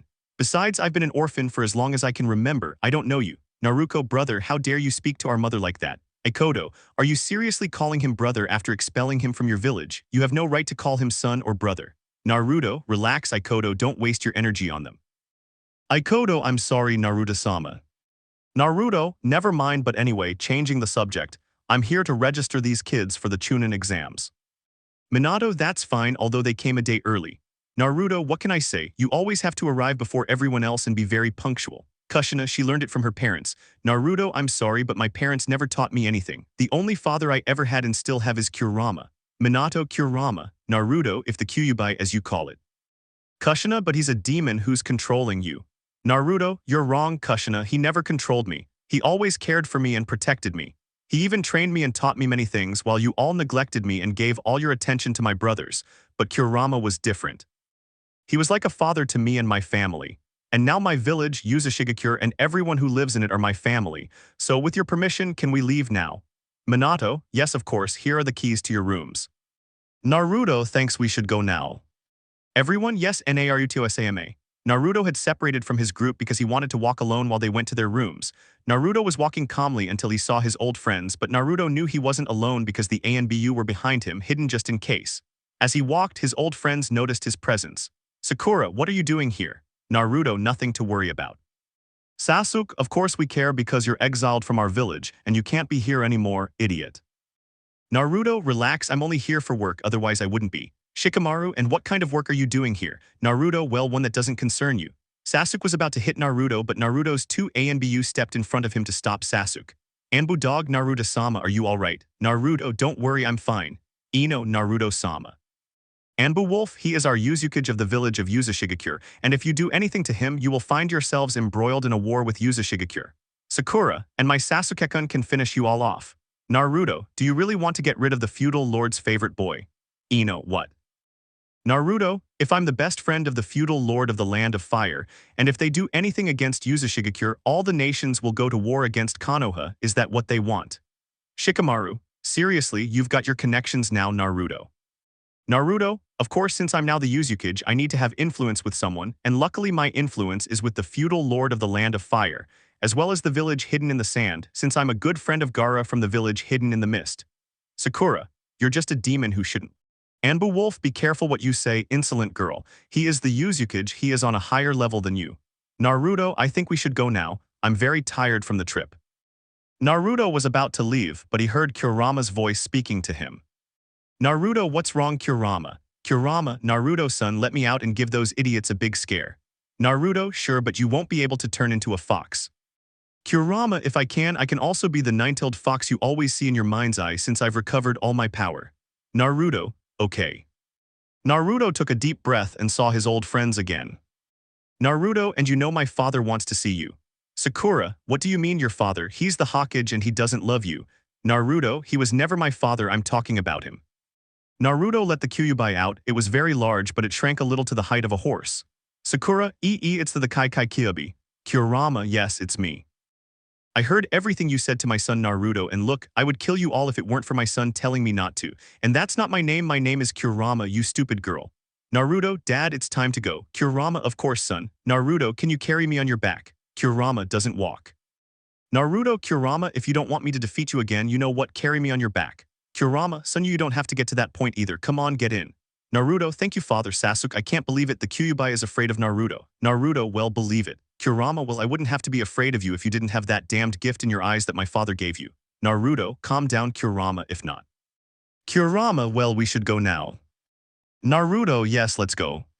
After Kurama left, the others stood there wondering what gift in Naruto's eyes could make the Nine-Tails so afraid, while Sasuke thought that he should have that gift. But then, while Naruto and Kurama were gone, he went back to Naruto since he didn't actually have his full power yet, he was still a little short. Naruto lay down on the bed and fell asleep. Chapter 10. Chunin Exams Begin Part 1. Naruto narrates. I was having breakfast peacefully when out of nowhere an Anbu from the Hokage appeared. Anbu, Mr. Naruto, the Hokage wants to see you. Naruto, okay, tell him I'm coming. After that, the Anbu left, leaving me alone. I had to get up, put on the Uzukage's cloak, and go to the Hokage tower. As soon as I arrived, I went straight to the Hokage's office and knocked until I heard a come in. When I entered, I saw Minato struggling with paperwork. Naruto, was Minato calling me? Minato, if I want to talk to you about something important. Naruto, and what's that topic? Minato, I was told you brought out the nine-tailed fox, which you can't do. Naruto, Minato, with all due respect, but I can summon my father whenever I want. Now the Nine-Tails, as you call it, belongs to Uzumaki, so Konoha can't say anything anymore since the Nine-Tails doesn't belong to you, nor does its Jinchuriki. Minato, it's not like it's a matter for our village anymore if you... But before Minato could say more, Naruto interrupted him. Naruto, I'm no longer from this village, Minato. You should know that very well. Besides, I can do whatever I want with him because he lives inside me. I'm his Jinchuriki and you can't tell me anything. And yes, I brought out the Kyuubi because he asked me to. Minato, Naruto, you know that the Kyuubi can be dangerous and could kill you. Naruto, yes, I'm aware of that, but he didn't kill them. Besides, he only listens to me, so he'd only kill them if I told him to. Minato, what do you mean only you can control it? Naruto, if I can control him, why is he afraid of me? And look, Minato, if I wanted, I could extract the Nine-Tails chakra from your sons, but there's no need because he's already recovering. Very soon, the Nine-Tails will have its full power and they won't be able to do anything. Besides, that's not his name, it's Kurama. So please call my father that. With your permission, I'll take my leave. The exams are about to start and I want to see how my ninjas are doing. Minato, okay. After that, I went to the academy. It had changed a bit after Pain destroyed the village, but I glanced through a window and saw the students taking their exam. Since they were doing so well, I went for a walk until I ran into Hinata. She looked different, or maybe it was just me who saw her. I know I hadn't seen her in a long time, but I decided to put that aside and keep walking along the path. As I passed her, she stopped, while I continued walking until I stopped dead in my tracks when I heard her voice calling my name. Hinata, Naruto, wait, Naruto, what's wrong, Hinata? Hinata, I heard you had come to the village, but I thought it was a joke by the boys to make me feel bad, but now I see that's not the case. Naruto, yes, it's me in person, but why a joke to make you feel bad? Hinata, well, she paused for a moment to catch her breath. Naruto, I have liked you since the first day I met you and you saved me, and I felt so bad when you were banished from the village that I wanted to go with you, but my father wouldn't let me. Naruto, Hinata, I don't know what to say, I guess I wasn't expecting this, but I like you too. Hinata, really? Naruto, yes, but we won't be able to be together since you're from Konoha and I'm from Uzumaki, and I don't want to make a peace treaty with Konoha. Hinata, then I'll run away as soon as the exams are over and I'll go with you. Naruto, Hinata, are you sure about this? They'll treat you like a traitor to Konoha. Hinata, I don't care, the only thing that matters to me is being with you, Naruto. Naruto, well then so be it, you'll come with me to Uzumaki. Hinata, thank you, Naruto, I love you so much, you have no idea how happy you make me. Naruto, I love you too, but I'll hug you when we're outside of Konoha since I can't hear. Hinata, okay, Naruto-kun, goodbye. Naruto, goodbye. The narrator narrates. After Hinata told Naruto that she loved him and that she would run away from Konoha to be with him, they separated. Meanwhile, during the exam, the Uzumaki ninja were doing very well, while others were being eliminated. After the exams ended, Anko, who had taken the second exam, arrived. Anko, hello everyone brats, I'm Anko and I'll be watching you during the second exam, so I'll see you in the Forest of Death. Goodbye, Miva guys, do you know where the Forest of Death is? Minatoshi, actually we're not going to look for Naruto-sama, he used to live here so he should know where this is. Amara, if we have to go look for Naruto-sama. Did they say Naruto? Inara, yes, and you, who are you? Konohamaru, I am Konohamaru, the grandson of the former Hokage, and I was also a friend of Naruto. Tachi, wait, you were friends with Naruto-sama. Konohamaru, do you know where he is? Nura, if he is our Uzukage. Konohamaru, wait, what Uzukage? Itona, if he is our leader in our village Uzumaki. Konohamaru, wait, are they talking about the royal village of Uzumaki where the Uzumakis lived? Inara, yes, that same Naruto-sama rebuilt it with the help of a friend of his. Konohamaru, that's great, I'm glad he's alright, can you take me to him? Nero, sure, but later because we have to go to the Forest of Death, although we don't know where it is. Konohamaru, well, I do, come on, tell me and I'll take you. Everyone, yes. After Konohamaru led the Uzumaki group to the Forest of Death, Anko was there waiting for everyone to arrive. Anko, well, now that everyone is here, we're going to start the exam. But first, I'm going to explain what it's about and what you need to do before entering this forest. First, before I explain, you must sign this paper which says that we are not responsible for anything that happens to you inside the forest. And now I'll explain. Everyone will have a scroll of sky, earth, and water. Each group must have all 3 scrolls, but you will only have 1 scroll. You must get the other 2 on your own. Minatoshi, so we have to fight for the scrolls, and when we have them all, we have to meet somewhere. Anko, you're very clever, kid. Besides, your senseis will be waiting for you in that tower. Well, now you can begin. Everyone, yes. Chapter 11. Chunin Exams Part 2. In the previous chapter. Anko, you're very clever, kid. Besides, your senseis will be waiting for you in that tower. Well, now you can begin. Everyone, yes. In the present. Everyone had already signed, so they began to venture deeper into the forest while the Uzumaki team walked very carefully, as they might fall into a trap or be ambushed. After walking a short distance, they encountered a group from the village hidden in the mist. Tache, friends over here, Tache whispered so they wouldn't be heard. Nura, you know what to do. Nura, yes. Tache, Nero, put your puppets on the perimeter. Nero, okay. Tache, Ikoto, you must set up the force field. Amara and Itona help her. The others come with me. Everyone, yes. Once everyone was in position, Ikoto, Amara, and Itona set up the force field, while Nura began to create a seal to prevent the screams of those ninjas from being heard. Then Nero placed all his puppets around the mist ninjas, and the others positioned themselves in front of the ninjas. Tache, surrender and give us your scroll and you will go alive, if not, you will have to die. Ha, seriously, they won't be able to defeat us.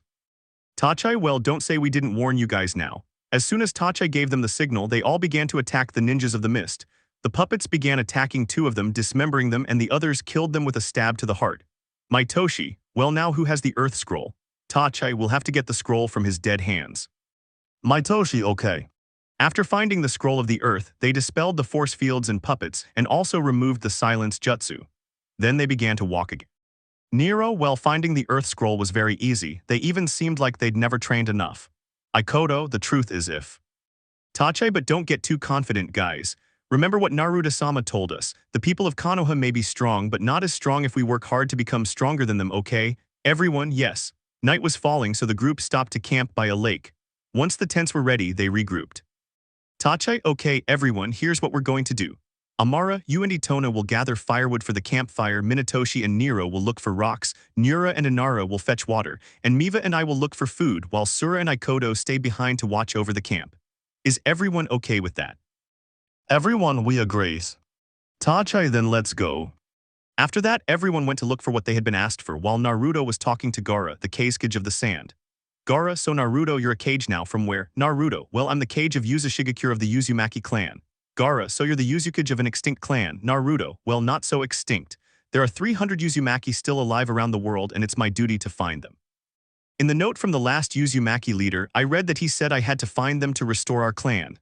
Gaara, well, I hope you have good luck, Naruto. Naruto, thank you. Gaara, well, if I find an Uzumaki, I'll tell him about you. Naruto, okay. Gaara, just one thing. Naruto, what? Gaara, how can I find out what the Uzumaki are like? Naruto, that's very easy. The Uzumaki have red hair and light violet eyes. Gaara, well then I'll tell you if I find an Uzumaki. Naruto, okay, well I have to go now. Gaara, if I have to go talk to the Hokage, goodbye Naruto. Naruto went home so he could talk to Kurama and ask him some things that had him a little confused. When he got home, he brought out Kurama in his human form. Kurama, what's wrong, son? Naruto, well, Kurama, I wanted to ask you something. Kurama, and what is that question? Naruto, well, is it okay if Hinata comes with me to Uzumaki and leaves her family? Kurama, well, did she tell you she wants to go with you of her own free will? Naruto, well, he also told me he loved me and wanted to go away with me. Kurama, that's it then. If she wants to go with you, it's because she loves you and wants to spend her whole life with my son. Naruto, good, thanks, Dad. Kurama, nothing good will come of it. I'm going back to sleep. Naruto, okay. After speaking with Kurama, Naruto sat down to look at some papers from other villages that wanted peace with Uzumaki, while the others already had everything and were eating. Ikoto, the food was delicious. Nura, you're right about that. Tache, guys, what are you going to do after we finish this test? Because we only need one more scroll, you know. Itona, yes, to be honest, I might start training, and I asked Naruto-sama if he could teach me more taijutsu because I'm still a bit bad at it. Minatoshi, well, I'm going to get to know Konoha a little bit. Inara, I was going to be the same. Minatoshi, then let's meet her together if you want. Inara, yes friend, Nero. Well, I think I'll train too, but in Genjutsu because I don't understand it very well. After talking, they all went to sleep in their tents, but one stayed awake on guard duty, that was Tache, since they were taking turns. Next morning, the boys were already awake, so they started walking again to look for the last scroll they needed. They were walking when they saw the missing scroll on the ground. Ikoto was about to go get it, but he was stopped by Itona. Ikoto, what's wrong, Itona? Can't you see it's the last scroll we need? Itona, yes, I see it, but think about it, the last scroll we're missing lying on the ground, doesn't that seem a bit strange? Tachi, Itona is right, Ikoto, it's very strange, we must be very careful where we walk. Ikoto, okay. After leaving that place, they continued walking until they found a group of ninjas fighting another. Right there, they saw the scroll they were missing, it had fallen during the fight. Nero used one of his puppets to pick it up. Once they had it, they left and headed to the tower where their sensei, Makoto, was waiting for them. As soon as they arrived, all they saw were some scrolls on a large table. On one of the scrolls was the symbol of Uzumaki, so they approached it and Nura touched it. A cloud of smoke appeared, and when it dissipated, Makoto emerged.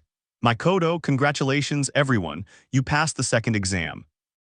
Now you can go and rest, but first you must tell Naruto-sama that he's waiting for you with all the cages.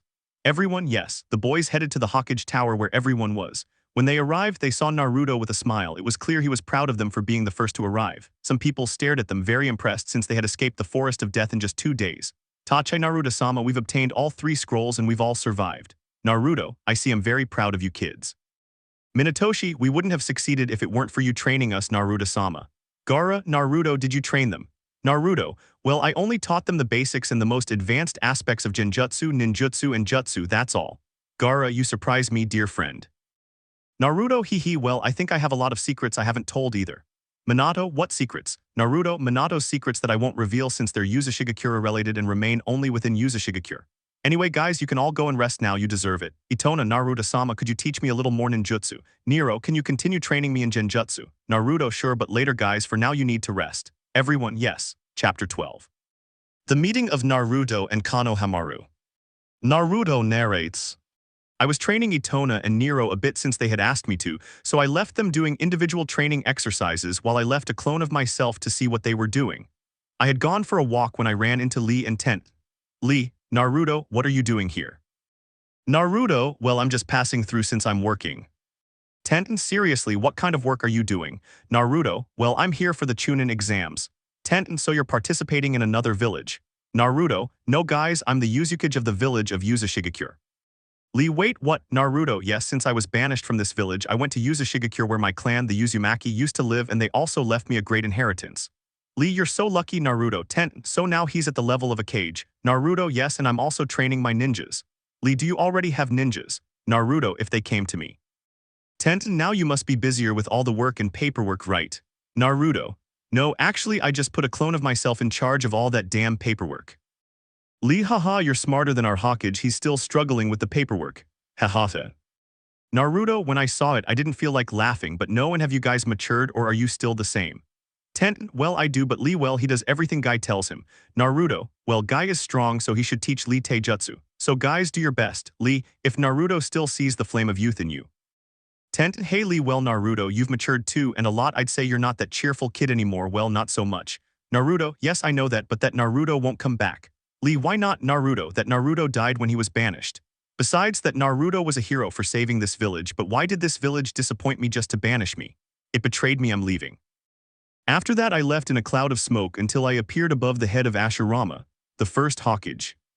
The narrator narrates, Naruto was thinking about his childhood in Konoha, which made him even more disillusioned with the village he once loved. Meanwhile, the Itona and Nero boys had already finished training, so Naruto's clone had vanished. The two of them left to join the others after searching for their entire team. Now everyone was eating at a picnic table while others climbed a tree above the bench. As they ate, they started talking about what they had done when they heard a boy. It was Konohamaru. Itona, hello Konohamaru, what are you doing here? Konohamaru, hello, I was looking for you guys. Tachi, and why were you looking for us? Konohamaru, well, I wanted to talk to Naruto and I was wondering if you could take me to him. Inara, sure, why not? Konohamaru, thanks guys. Minatoshi, follow us. While the boys started walking in the direction where Sura sensed Naruto's chakra, he was talking to Kurama, Naruto's mind space. Kurama, Naruto, you seem a little strange. Naruto, I was just thinking about what I was like as a kid and all the suffering I endured here. Kurama, but you don't have to worry anymore, they won't make you suffer anymore. Naruto, you're right, Kurama. Kurama, of course I have it, Naruto, your ninjas are coming with a ninja from Konoha. Naruto, yeah, I felt it too, I have to go, goodbye Kurama. Kurama, goodbye pup. Outside of Naruto's mental space. The boys had already arrived and saw Naruto with his eyes closed, so Ikoto wanted to touch him, but when she got closer she saw that Naruto opened his eyes. Naruto, what's wrong? Tache, Naruto-sama, we brought someone who wanted to see you. Naruto, and who is it? From the Uzumaki ninjas, Konohamaru emerges with a smile and tears in his eyes upon hearing that voice again. Naruto, seeing him, is shocked.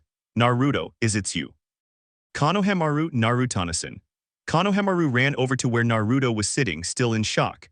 But when he felt Konohamaru jump on top of him, Naruto recovered from his shock and hugged him with tears of happiness. Konohamaru, Naruto-san, I can finally see you again.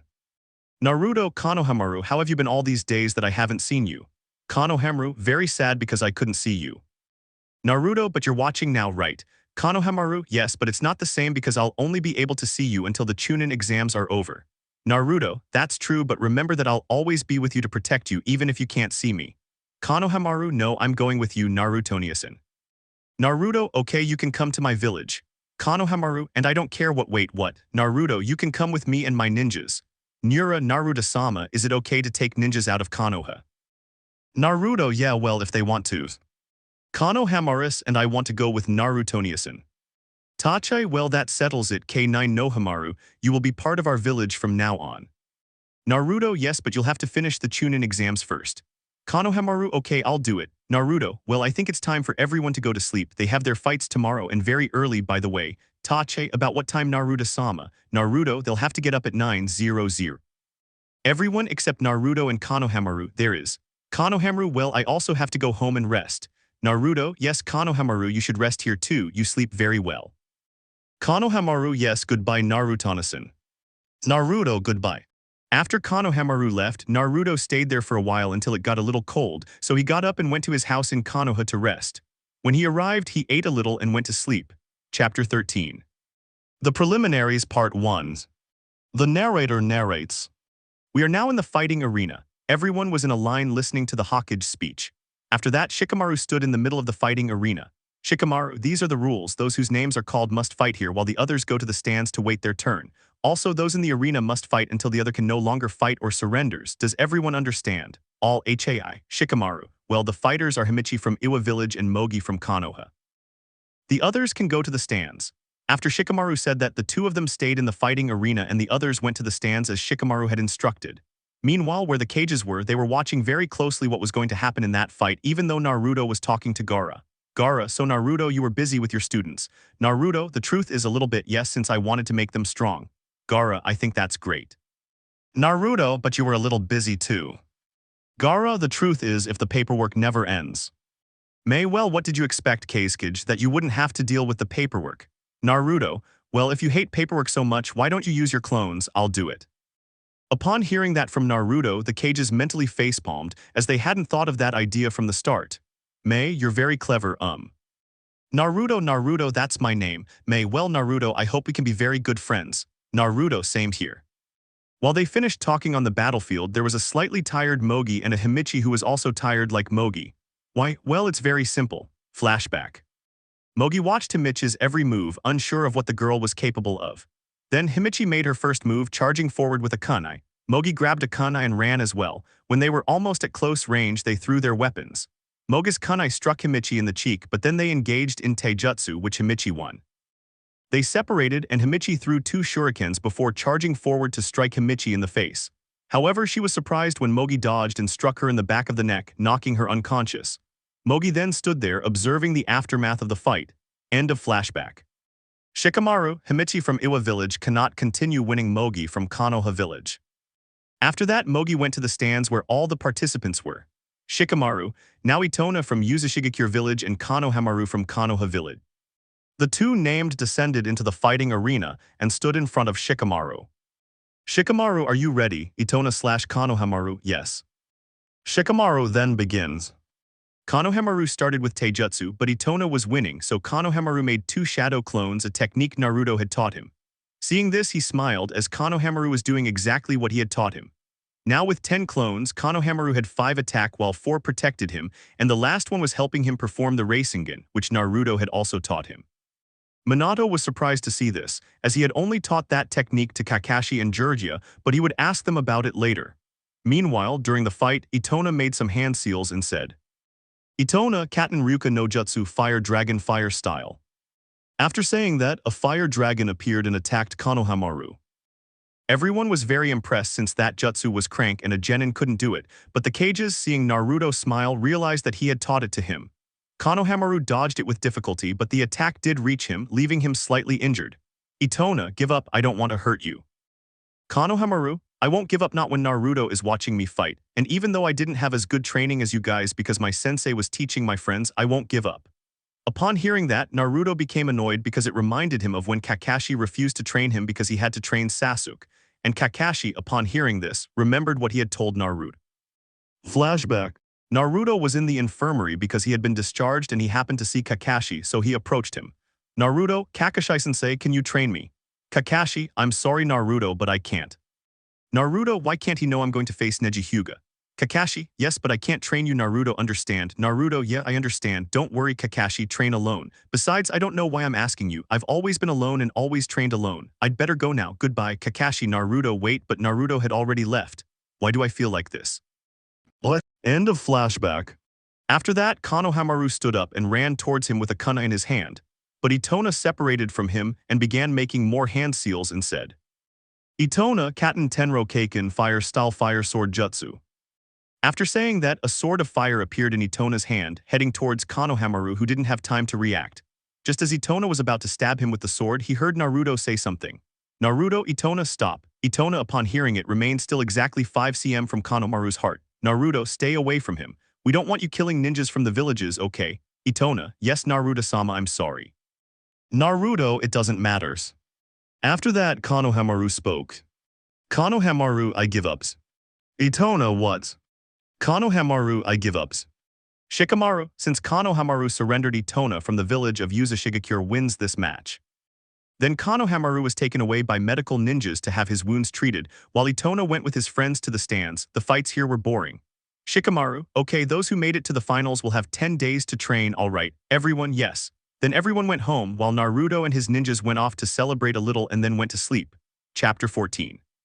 Naruto and Menma without Kurama's chakra. Naruto narrates. I was waking up half asleep, so I went to the bathroom to shower and shake off the sleepiness. When I finished, I came out of the bathroom wearing only black ANBU pants, so I went to the kitchen to prepare breakfast. Afterward, I ate breakfast peacefully. When I finished, I washed the dishes and went to the window. I was watching people walk by. I was so focused on my thoughts that I didn't realize Kurama was talking to me. Kurama, hey brat, I'm talking to you. Naruto, what's wrong Kurama? Kurama, I just wanted to ask you something. Naruto, and what is it? Kurama, it's just very strange that you won't find your brothers around here. Naruto, yeah, to be honest, I also find it strange not to find them. Maybe they're training or maybe they're just being arrogant out there. Kurama, yes, although I'm already recovering almost all my chakra, a few more days and they won't have my chakra anymore. Naruto, then all we can do is wait for all your chakra to run out. Kurama, yes. Naruto, great, well, I'd better go train a bit. After speaking with Kurama, I went to the Forest of Death to train Kurama mode. Upon arriving, I made sure that no one was there. When I was certain of that, I entered the forest and stood in a clearing. I narrate. Naruto had created a shadow clone that Kurama was able to possess in order to tell Naruto what he had to do. Kurama, well Naruto, you'll have to use the Phoenix summoning jutsu. It's Naruto, good. Naruto summoned the Phoenix leader Fenikusu, who was at the front of them. Fenikusu, what does Naruto-sama need? Kurama, Fenikusu needs you to teach him the sage mode of the Phoenix. Fenikusu, Kurama-sama, are you sure about that? Kurama, yes, I'm very sure, now show him. Fenikusu, that's fine, but we'll have to take him to the Phoenix world. Naruto, wait, there's a Phoenix world. Fenikusu, yes. When Fenikusu disappeared, he summoned Naruto and Kurama to the Phoenix world, where Naruto was left speechless. Fenikusu, okay, we're going to train here using your Phoenix sage mode, alright Naruto-sama. Naruto, yes. Naruto began training with Fenikusu to learn how to control nature energy. It was like the sage mode of toads. It took him a few hours until he mastered it. When he finally succeeded, his eyes became like a phoenix's, something like that. Imagine the hair is blonde. When Poran learned it, he began training with what he could do, since every time he stepped on the ground a tree with many plants grew. After a long time getting used to it, he began combining it with Kurama mode, which made him more powerful until the break came. Before leaving, Naruto approached Fenikusu to talk to him. Naruto, Fenikusu, a question. Fenikusu, tell me your question. Naruto, do all summons have a sage mode? Fenikusu, of course Naruto-sama. Why? Naruto, no reason. Goodbye. After Naruto left with the clone that Kurama was controlling, they returned to where they had been before. Kurama had stopped controlling the clone and then it disappeared. Kurama, well Naruto, you deserve a break, don't you think? Naruto, the truth is I'm really tired, I'd better go see how the others are. Kurama, yes, because they could be in trouble with the Konoha ninjas. Naruto, well I highly doubt it, but maybe. After Naruto left the Forest of Death, he went to look for the others. When he found them, he saw them all talking together, but it was also noticeable that they were very tired since they had been training while Naruto wasn't with them, so he approached them. Itona, Naruto-sama. Naruto, hey guys. Miva, hello Naruto-sama. Minatoshi, Naruto-sama, where were you? We've been looking for you. Naruto, were you looking for me? Miva, yes. Naruto, why Itona? To spend the day with you Naruto-sama, that's why. Naruto, so then what do you want to do? Tache, well how about we go to the hot springs? I heard they're very good for relaxing the body. Sura, or we could go to a waterfall that's nearby. Naruto, well I say we go to the waterfall and then to the hot springs. What do you say? Everyone, yes. Naruto and all the boys went to the waterfall that was nearby. When they arrived, they all jumped into the water with their swimsuits on since they had gone to get them first. They also bought food along the way. They were having so much fun until Naruto's former friends showed up. Sasuke, Naruto. Sakura, what are you doing here? Naruto, nothing to worry about. Lee's, hi Naruto, everything alright? Naruto, hi Lee, I'm fine. Amara, Naruto-sama, who are they? Naruto, nobody, just old acquaintances, but don't worry guys, sighed Naruto, we were your team. Naruto, if they were, they aren't anymore. Sai and I left them in the past. Now I'm building my future with those who appreciate me and don't treat me like a demon, and they really need me. Menma, but you're a demon, and besides, we'll never need you because we have us. Naruto, you or the chakra of the nine-tailed fox. Menma, well with the help of that chakra, but you won't understand because you don't have it.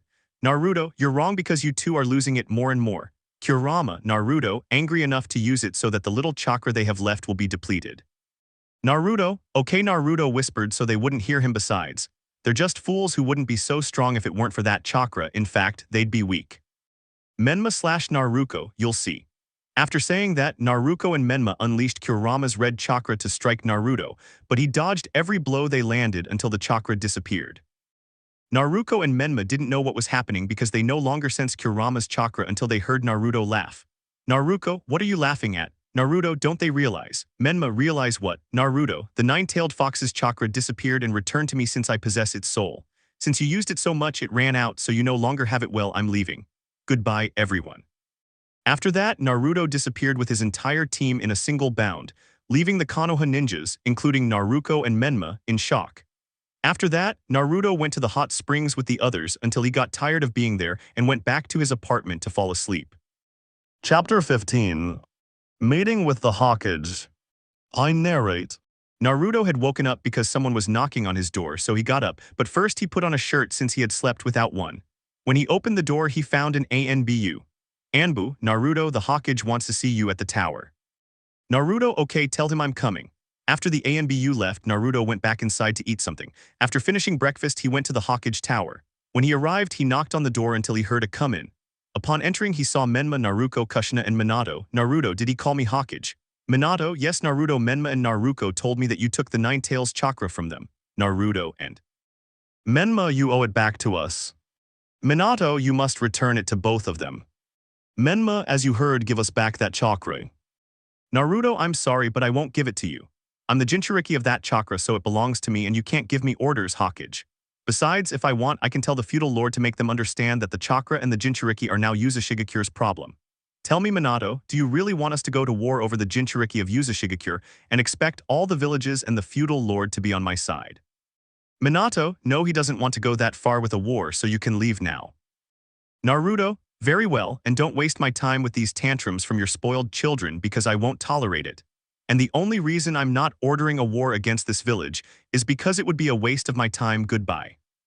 Minato, goodbye. After that, Naruto left with a victorious smile, while the Namikaze family, Naruto and Menma, were seething with anger. Minato was thinking about what Naruto had told him since he was right. Some villages would be on their side, as would the feudal lord. Kushina was thinking about how to make Naruto love her as a mother again. Now Naruto was walking through the streets of Konoha, looking for something to give Hinata when she left with him, and something for Konohamaru. He strolled through each shop about to buy one last thing when one of Naruto's Anbu the wolf arrived. Naruto, what's wrong? Wolf, nothing, it's just that I can't understand why he doesn't declare war on this village. He has all the influence. Naruto, I know that already, but I like seeing them at my feet, hehe. It's really funny to see the scared faces they make. Wolf, Naruto-sama, you're scary sometimes. Naruto, hehe, yeah, maybe. Well, I'm going to another store now, I'm hungry. Wolf, Naruto-sama, his Uzumaki cloak. Naruto, thanks, I think I'd forgotten about it. After the wolf Anbu left, Naruto continued walking until he reached a food stall. One of the waitresses working there noticed Naruto looked different and blushed slightly, so she went to ask him for his order. Waitress, hello sir, what would you like to say? In a flirty voice. Naruto, well, I'd like a bowl of ramen with extra pork if you have it. Waitress, yes, we have. After the waitress left, Sakura and Sasuke entered and sat at a table near Naruto. Then the wolf Anbu appeared again. Naruto, tell me, is something wrong?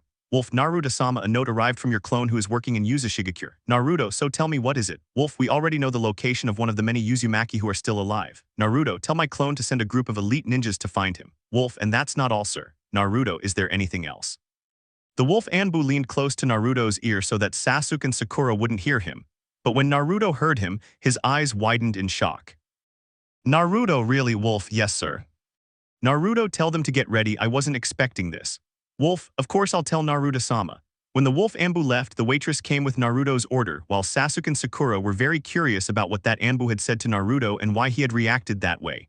Naruto had started eating, and when he finished, he quickly left so as not to see Sasuke and Sakura. Then he saw Konohamaru, a little distracted, seemingly deep in thought, so Naruto approached him and touched his shoulder, making Konohamaru jump. Naruto, hello. Konohamaru, Naruto, you scared me. Naruto, sorry, I saw you so deep in thought that I felt like doing that, hehe. Konohamaru, it doesn't matter. Naruto, by the way, what's got you so deep in thought?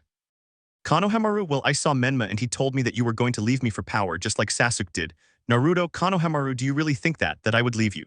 Konohamaru, well, no, Naruto, I know you wouldn't do it, but Menma is really mean. Naruto, I already know that. He's just bothering you because he doesn't have what he wants. Konohamaru, and what is it he wants? Naruto, so do you know what the Kyuubi is? Konohamaru, and besides, his chakra is very powerful.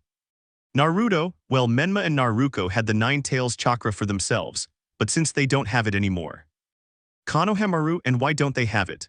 Naruto, because I have the soul of the Kyuubi, and if they don't have their soul and only have their chakra, it will run out the more they use it. Konohamaru, now I understand.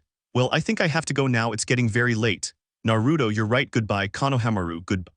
Konohamaru had already left. Naruto was left thinking about what the Anbu had said. Flashback. Wolf, there was also an Uchiha with her. I think she survived the massacre. Naruto-sama. End of flashback. Naruto, so there's an Uchiha with an Uzumaki. I really didn't expect that at all, Naruto thought. Naruto started walking home. When he arrived, he prepared something to eat since he wasn't very hungry. He made himself a sandwich. After finishing it, he took off his shirt and went to sleep. Chapter 16. Give me that power. Naruto narrates. I was waking up from a lovely dream because of the sun's rays, so without further ado, I got up to go to the bathroom to shower. When I finished, I came out with wet hair and a towel around my waist. I went to the kitchen, made myself some scrambled eggs with bacon, toast, and orange juice, put my breakfast on the table, and started eating. When I finished, I started washing the dishes.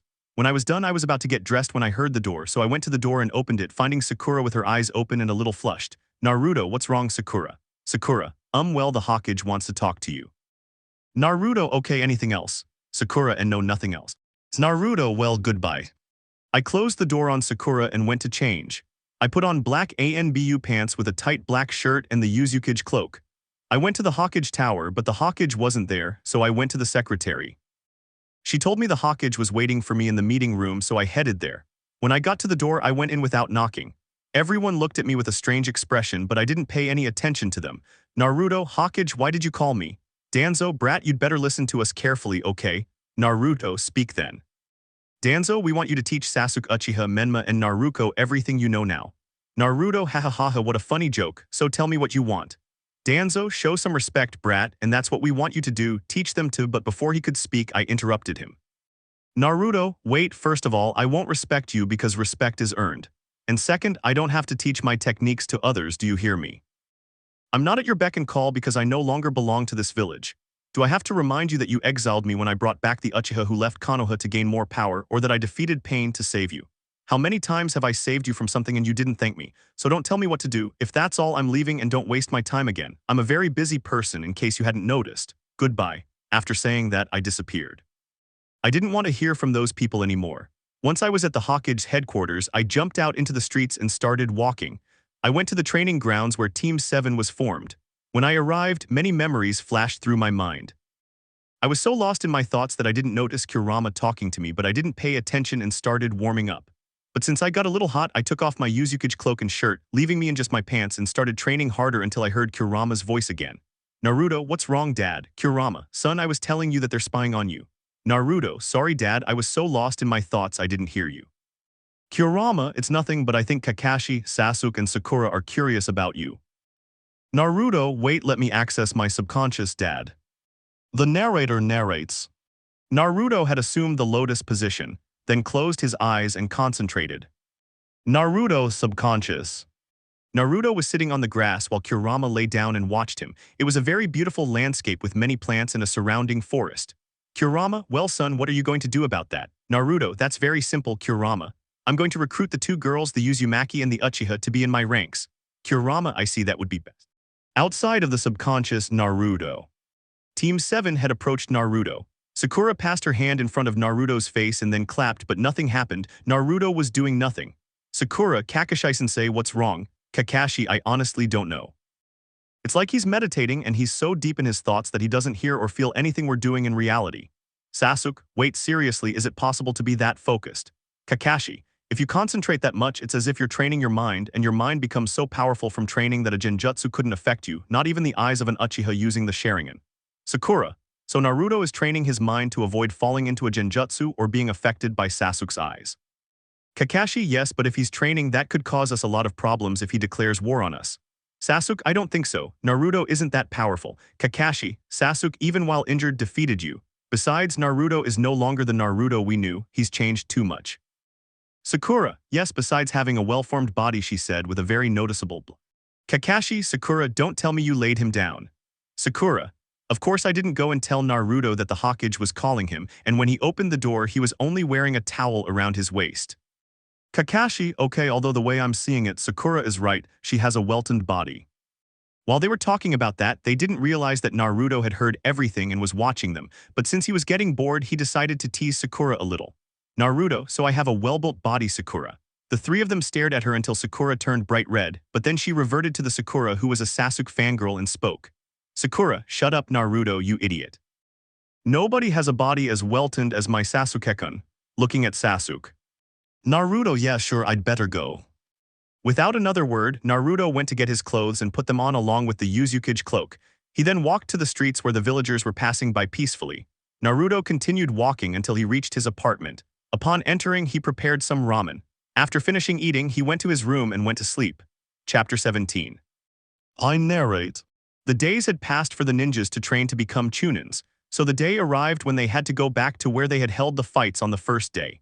When everyone was ready in the stands where the participants were, Naruto's group was watching their opponents. It seemed that some hadn't trained much, since some groups looked very worried and others confident, but putting that aside. Itona, there are almost fewer participants now. Miva, yes, but this way it will be easier. Tacha, yes, but let's not get too confident. While the Uzumaki group was talking in the stands with the village's cages, Naruto was talking with his great friend Gaara. Naruto, so what do you think about me accepting people who don't have homes or a village? Gaara, well, that sounds good to me, but are you sure you want to accept rogue ninjas too? Naruto, yeah, don't worry, I'm not as confident as I used to be. Gaara, well, if you say so, I think it's okay. Naruto, now that I think about it, I wonder how my clone is handling all the paperwork. Gaara, well, I don't know, Naruto, I'm sure everything's scattered everywhere, haha. Naruto, you really are mean when you want to be Gaara. Gaara, of course, Naruto. After that, the fights began. Many had lost to Naruto's group of ninjas, as they had been trained by the Uzumaki himself and had experience in many things. Finally, all the fighting was over and the ninjas were promoted to Chunin. Tomorrow, they could all return to their villages, so Naruto's group went to celebrate their promotion. They went to a restaurant and ordered a lot of food until they were satisfied and decided to go back to their apartments. When Naruto arrived, he went to bed very tired. The next day, Naruto narrates, I was waking up feeling a little tired, but I finally got up and went to the bathroom for a 15-minute shower. After I finished, I got out of the shower and put on black Anbu pants with a white t-shirt and a black and red jacket. My hair was a little wet, but I didn't care.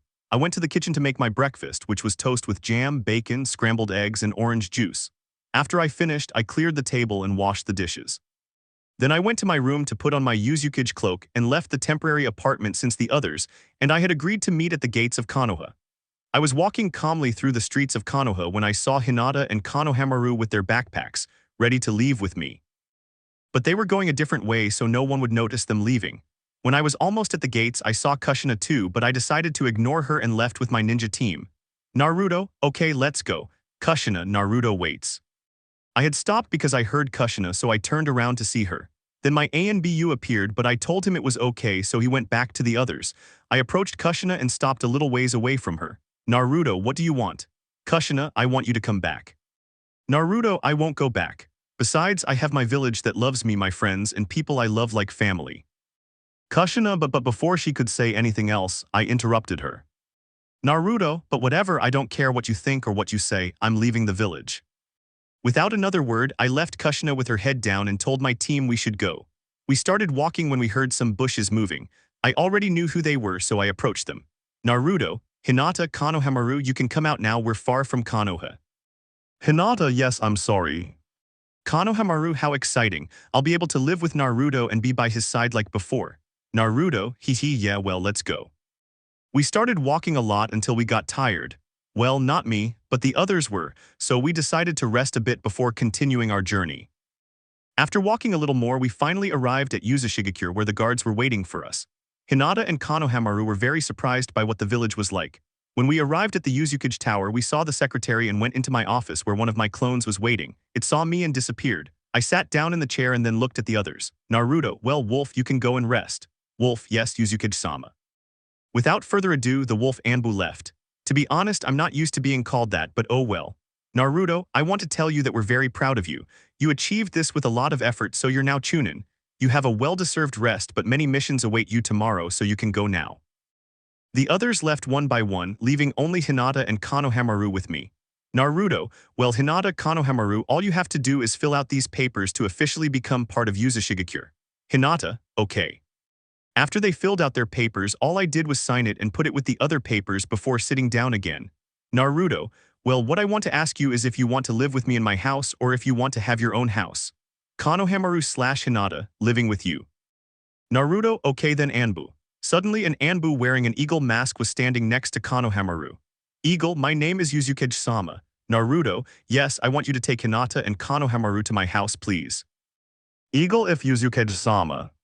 After that, the Anbu left accompanied by Hinata and Konohamaru, while I stayed behind signing some papers. There were more civilians, well not many, only 10, so I only had those left to sign.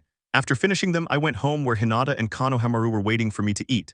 I had taken a long time signing the papers, but after we finished eating, we all went to sleep. Chapter 18. Konohamaru to trains. Naruto narrates. I was waking up when I felt something on my chest, so I lifted my head a little and saw Hinata asleep with her head on my chest. I got up very slowly so as not to wake her and went to the bathroom to shower. When I came out, I put on black Anbu pants with black ninja sandals and a tight white t-shirt. My hair was wet, but I didn't care, and I left the room to go downstairs to the kitchen where I started making breakfast, which consisted of scrambled eggs with bacon, orange juice, fruit salad, and some cereal. After finishing breakfast, I went to wake Konohamaru, who was still asleep, so I approached him. Naruto, good morning Konohamaru, it's time to get up. Konohamaru, good morning Naruto, I'm getting up now. Naruto, okay, but first take a shower and come down for breakfast, okay. Konohamaru, okay. I left Konohamaru's room and went to my room where Hinata was asleep, so I went up to her and kissed her forehead. Naruto, good morning my queen, it's time to get up, breakfast is ready. Hinata, okay, I'm coming Naruto-kun. After that, I went outside to the kitchen for breakfast. Konohamaru appeared and sat down in front of me. I had the newspaper because I wanted to know how my village was doing. Then Hinata appeared wearing a purple kimono with white stripes. When I saw her, I stared at her for a few minutes until she sat down next to me. We started eating breakfast lively until I had to go to work. So I went to get my Uzumaki cloak and left my house to walk around the village. Many people were looking at me and even greeting me warmly. They actually treat me very well. I continued on my way until I reached the Uzumaki tower. I went to my office, sat down in my chair, and started signing papers that some neighboring villages had sent me because they needed help with some thieves who were killing or robbing people. Naruto.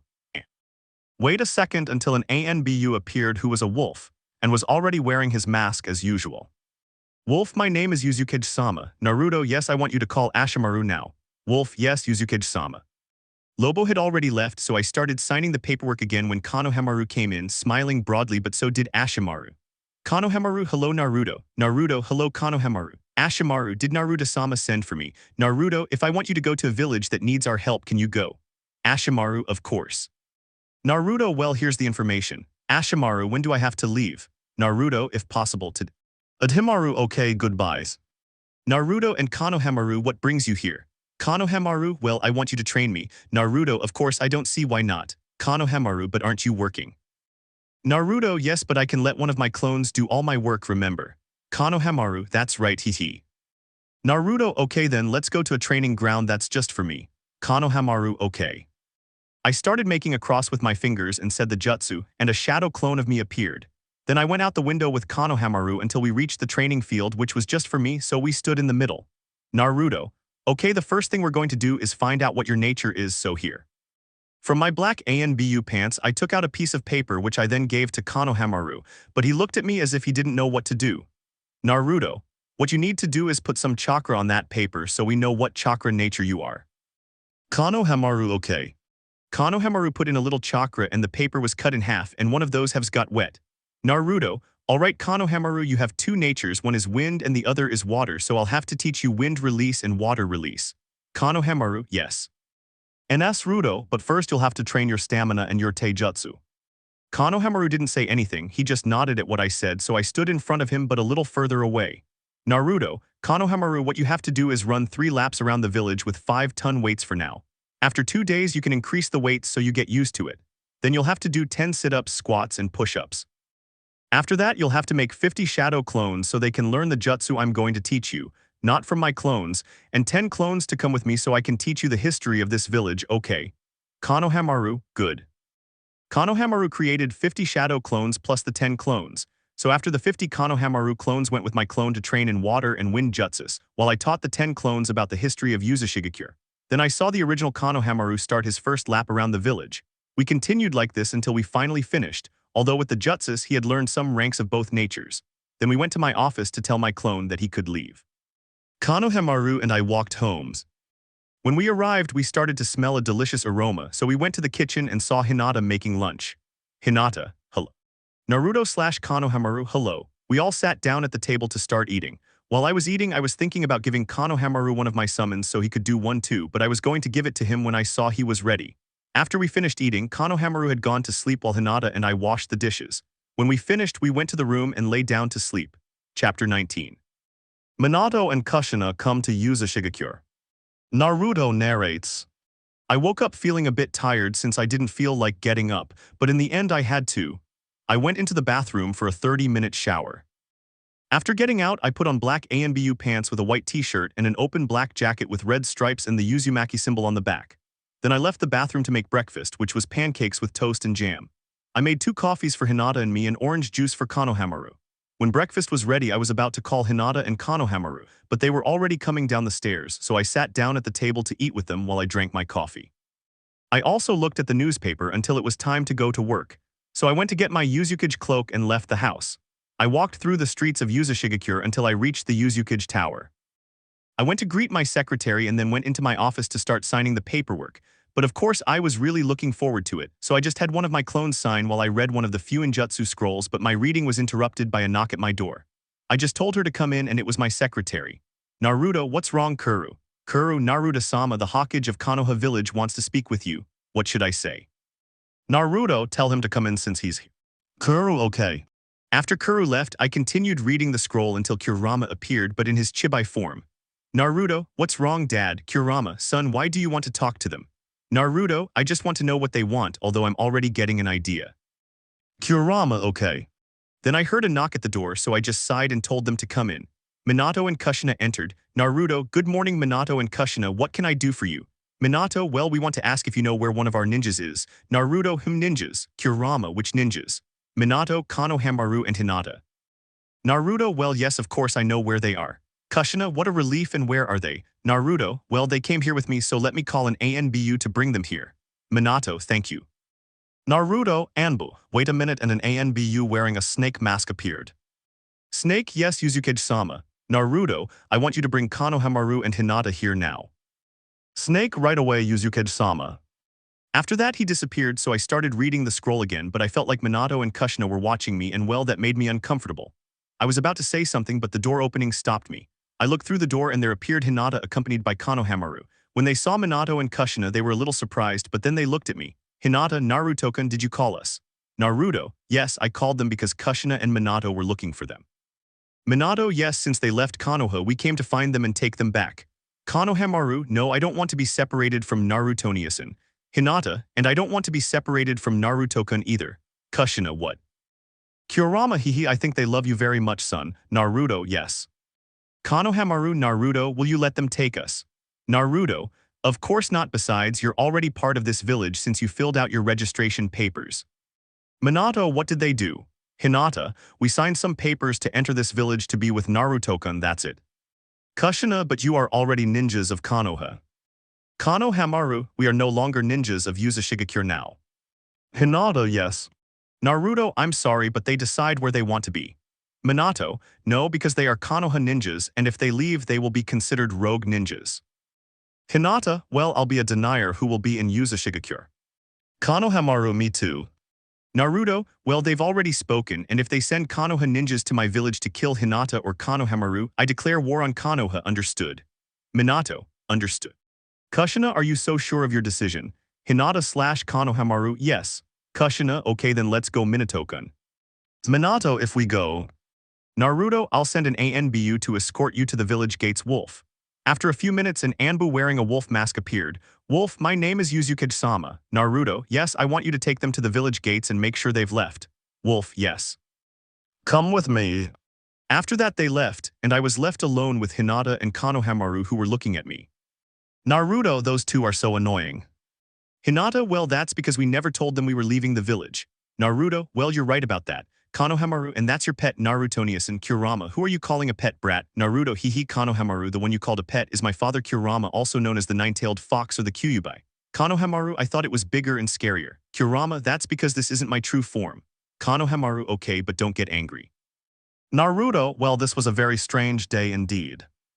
Hinata, you can say that again, well, we'll be waiting for you at home. Naruto, okay. As soon as they left, Kurama also disappeared, leaving me alone with my clone. I continued reading the scroll, and when my clone told me I had finished signing the papers, he left. I walked home, and when I arrived, I saw Konohamaru and Hinata waiting for me to eat, so I sat down at the table with them and started eating. When we finished, Konohamaru went to sleep, as did Hinata, while I washed the dishes. When I finished, I went to the room where Hinata was already asleep. I lay down next to her, hugged her, and then fell asleep myself. Chapter 20. Gaara's message. I narrate. Naruto was already awake in bed staring at the ceiling while hugging Hinata. He really didn't want to get up. After a while, Hinata woke up and stared at Naruto until she spoke. Hinata, good morning, Naruto-kun. Naruto, good morning, Hinata, how did you sleep? Hinata, very well, Naruto, and how did you sleep? Naruto, well, I slept well too, although I was thinking about something. Hinata, what, Naruto, regarding some matters concerning the peaceful village. Hinata, okay, but we have to get up to make breakfast. Naruto, don't worry, I'll send a clone to make breakfast. Hinata, well then I'm going to take a bath. Naruto, okay. Hinata had gotten up to go to the bathroom to shower, while Naruto made one of his clones and then sent it to make breakfast. After that, he went to wake Konohamaru, who was still asleep, so he approached the bed. Naruto, Konohamaru, time to get up.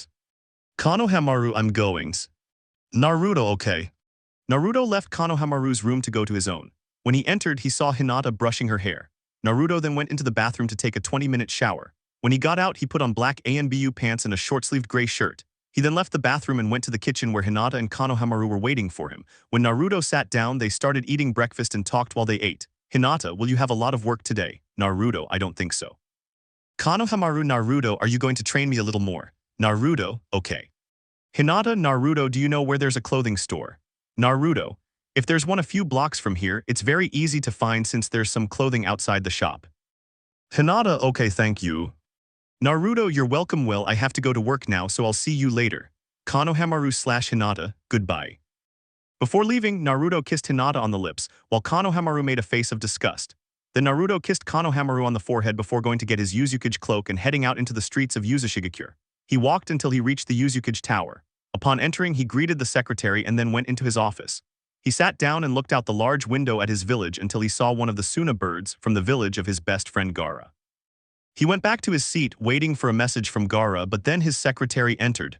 Naruto, Kuro, is something wrong. Kuro, Naruto-sama, here I have more paperwork from some ninjas who already completed some of those missions you told them to do.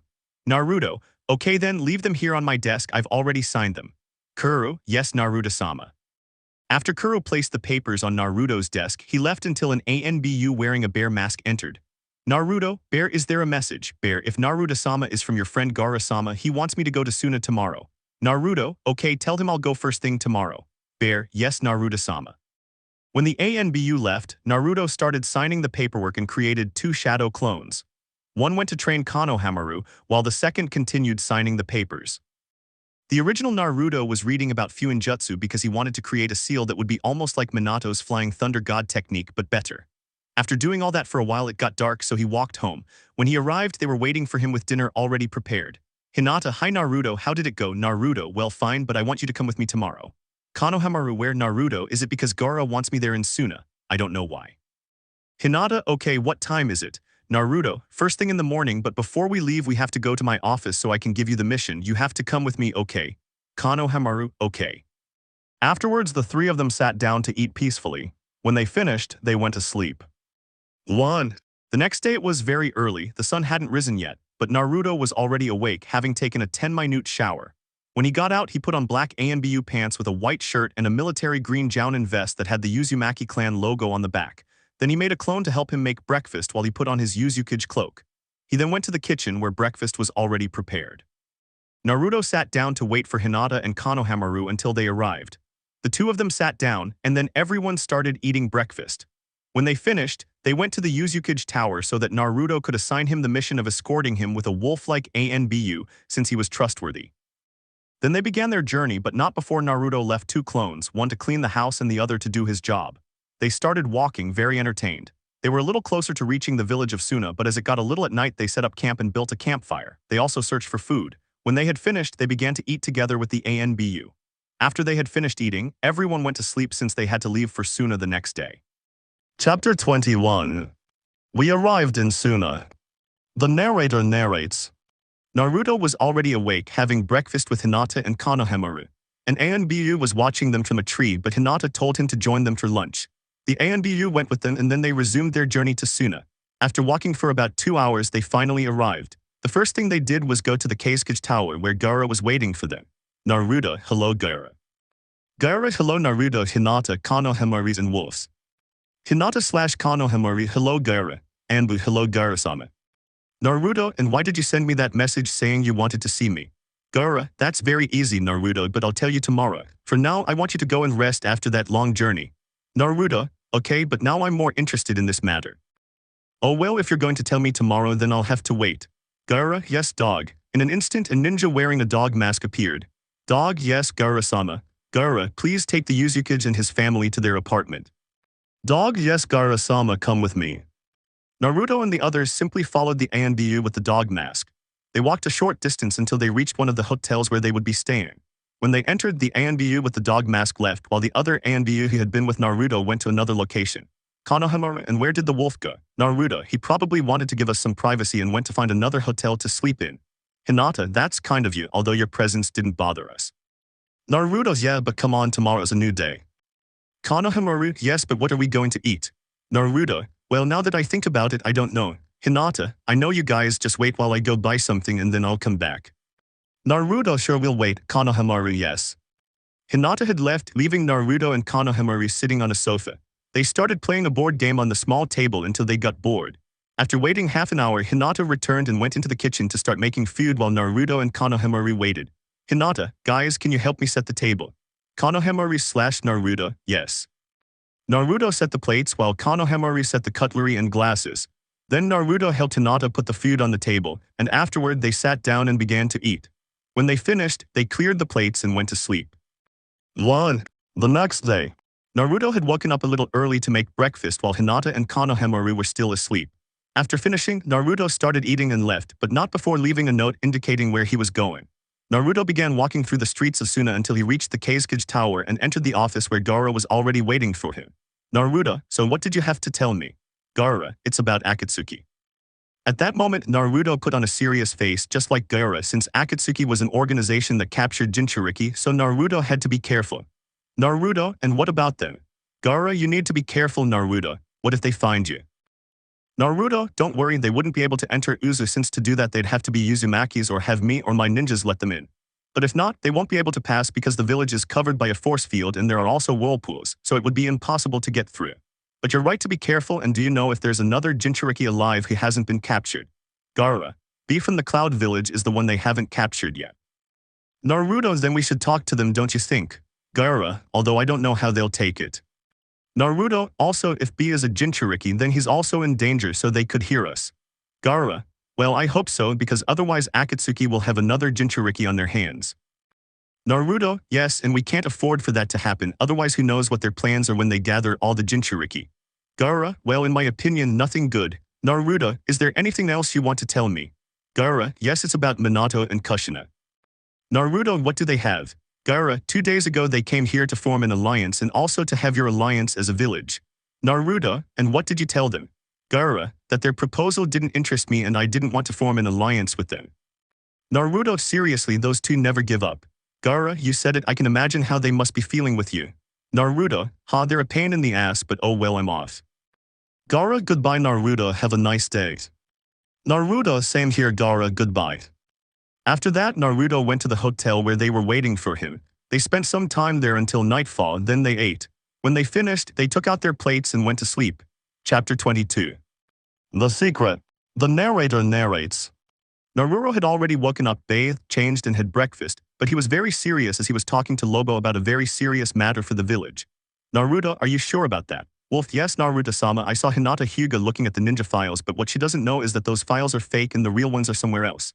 Naruto, thanks for the information, Wolf. For now, I just want you to keep an eye on Hinata. I want to know everything she does. I don't care if you lose sight of her, understood?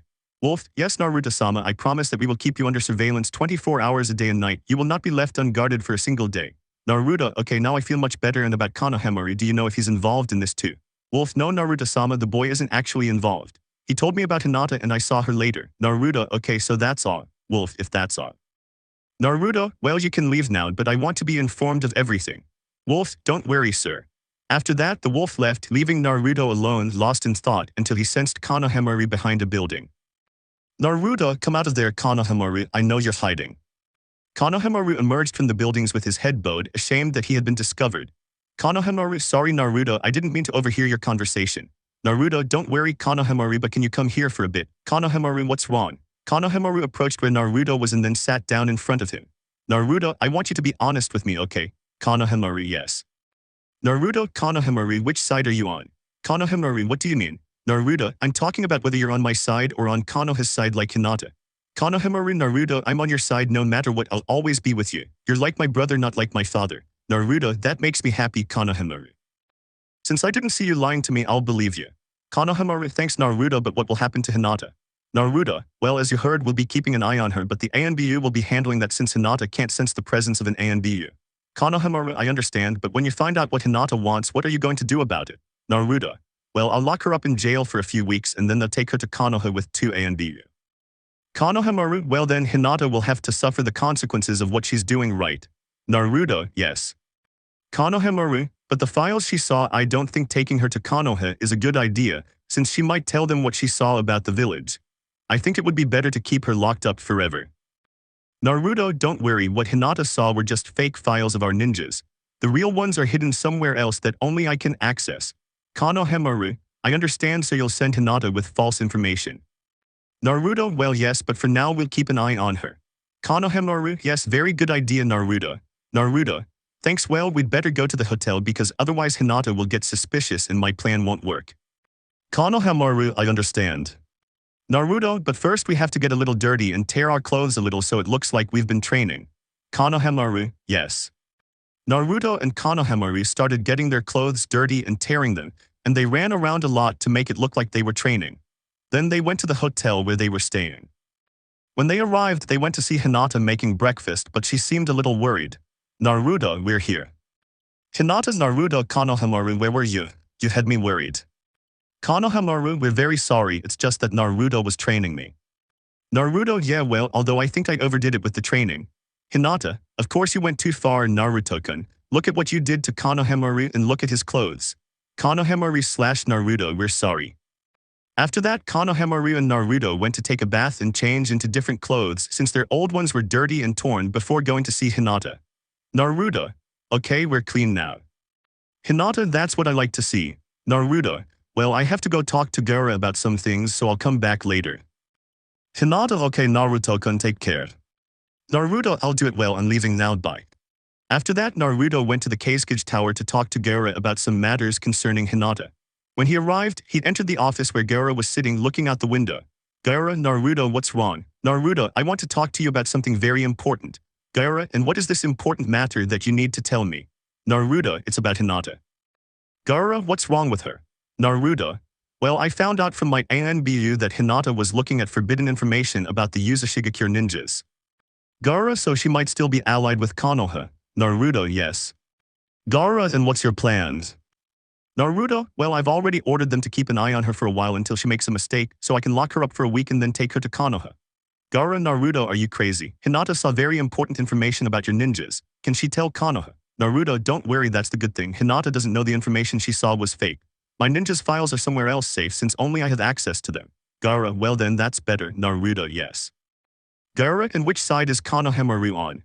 Naruto, he's on my side because he alerted one of my Anbu about what Hinata was doing. Gaara, okay, you know you can also count on the village of Suna and the others. Naruto, of course I know, don't worry. After that, Naruto went to the hotel. When he arrived, he saw Hinata and Konoha Naru waiting for him with food on the table, so he sat down with them and they began to eat. When they finished, Naruto got up to help Hinata wash the dishes while Konoha Naru went to sleep. After they finished washing the dishes, they went to sleep. But Konoha Naru told Naruto to sleep with him, which Naruto did so he wouldn't sleep next to Hinata, although she didn't suspect anything since Konoha Naru sometimes did that. Then they all went to sleep. Chapter 23. We return to Uzumaki. The narrator narrates. Naruto and the others were about to leave for Uzumaki since they had to return. Gaara was there with his brothers to see them off. Gaara, I hope they arrive safely. Naruto, thanks, but don't worry, we'll be fine, goodbye. Gaara's goodbye. Then they started running across the desert until they reached the edge where they began running through the forest. They spent a few hours running until they arrived at Uzumaki. They had left Suna very early, so it was already daytime. Naruto had gone to the Uzumaki Tower to continue his work while Hinata and Konoha Naru went home. When Naruto arrived, he sat down in the chair and called two Anbu named Lamb and Crow. Naruto, you're probably wondering why I called you here. Well, I'll be direct. I want you to keep an eye on Hinata, but without her knowing. Did you hear me, Crow? If Lamb, well, does that mean we're going to be watching her 24 hours a day, Naruto-sama? Naruto, yes, because I suspect Hinata is betraying us. If you see her doing anything strange, bring her to me so I can tell her what happens to those who betray this village, okay? Anbus, yes. After that, the two Anbu left, leaving Naruto alone signing mission papers for his ninjas until Kurama spoke to him, so he brought him out in his human form. Naruto, what's wrong, Dad? Kurama, nothing, just are you sure about sending her to Konoha? Naruto, well, I've been thinking about it while we were traveling, and I think I'll kill her in front of Konoha so they can see that nobody messes with me. Kurama, that's my son, I'm proud of the man you're becoming, but remember to be good to those on your side too, okay? Naruto, of course, the most important thing for me is this village and my family. I will also continue the legacy left to me by the ancient Uzumakis. Kurama, I'm glad to hear that, son. Well, I think I should disappear now that your Chunin are coming. Naruto, sure. After that, Kurama disappeared back into Naruto's mindscape. Then there was a knock at the door, so Naruto let them in. Itona, Naruto-sama, I've finished my escort mission.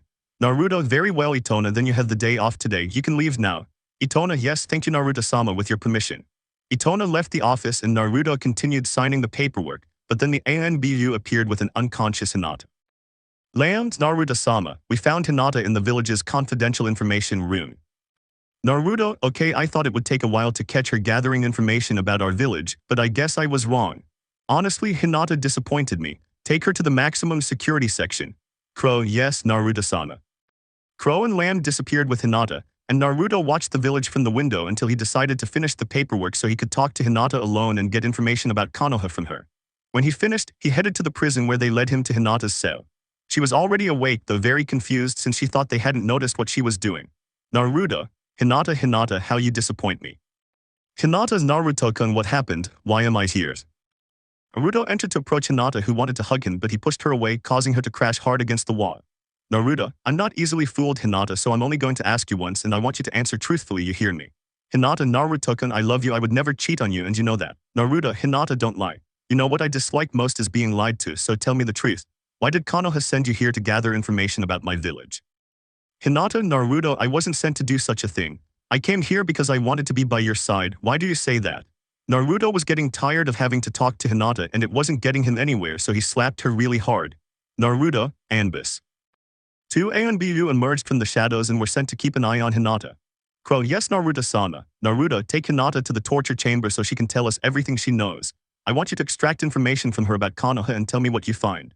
Crow, yes. Then Naruto left, hearing Hinata's cries of supplication, but he no longer cared how much she screamed, she had brought it on herself. He then arrived at the house where Konohamaru was, a little tired from training. Konohamaru, Naruto, what happened? Did they capture Hinata? Naruto, we already caught her. Konohamaru, that's good to hear, and what are we going to do next? Naruto, tomorrow morning we'll go see Hinata to see if she's spoken or not, and if she hasn't then I'll have to make her speak myself. Konohamaru, I just hope he talks so we can all be at peace. Naruto, yes, I'm waiting for it too. After that, Naruto started cooking so he could eat with Konohamaru since it had gotten dark. When the food was ready, he put everything on the table and sat down to wait for Konohamaru, who had gone to bathe because he was a little dirty after training. After waiting a while, Konohamaru sat down at the table so they began to eat peacefully. When they finished, they went to sleep, although Konohamaru went to sleep with Naruto since Hinata wasn't there and so they fell asleep. Chapter 24. The consequences. The narrator narrates. Naruto had already woken up, so he got up, leaving Konohamaru to continue sleeping a little longer while he went to the kitchen to make breakfast for the two of them. Just then there was a knock at the door, so Naruto left a clone making breakfast and went to open the door, finding Wolf there, so he let him in. Naruto, and what happened? Did he finally speak? Wolf, we couldn't get Naruto-sama to talk, apparently he refuses to give us any information. Naruto, I understand. I'll have to go in person to make her talk then. Well, thanks Wolf, you can go rest now. Wolf, if Naruto-sama, with your permission. Wolf had disappeared, and then Naruto went to the kitchen where his clone had already put breakfast on the table and Konohamaru was already sitting down. So he sat down too and the clone disappeared. Konohamaru, and did Hinata speak? Naruto, unfortunately not, so I'll go and take care of it. Konohamaru, okay, I'll keep training. It's Naruto, good. After breakfast, Konohamaru went to train in the backyard while Naruto sent a clone to sign the paperwork. The original Naruto went to where Hinata was. Upon arriving, Naruto entered a room with a table and two chairs. Hinata was chained to one of them and had a chakra cancellation seal. There was also a mirror reflecting the room. Naruto sat in the empty chair and looked Hinata in the eyes. Naruto, I was told you didn't want to talk. Hinata, and I won't. Naruto, fine, I'll tell you this. Either you talk nicely or it'll have to be the hard way. Hinata, even if you threat me, I won't say anything, Naruto, because I have nothing to say. I love you and I wouldn't cheat on you for anything in the world. Naruto, are you seriously going to keep doing that, Hinata? Well then, it'll be the hard way. Naruto stood up from his chair and approached Hinata, where he pulled her hair and activated his Rinnegan, but then he put her into his subconscious. Hinata, where am I? Naruto had changed the landscape of his mind to one where Konoha was destroyed, and there he was next to Kurama, who was in his normal form of a giant nine-tailed fox. Naruto, you're in my mind, and believe me, what I'll do to you will make you wish you were dead. Kurama, and what are we going to do, son, since she can sense it in real life but wouldn't have anything? Naruto, you know dad, make her suffer.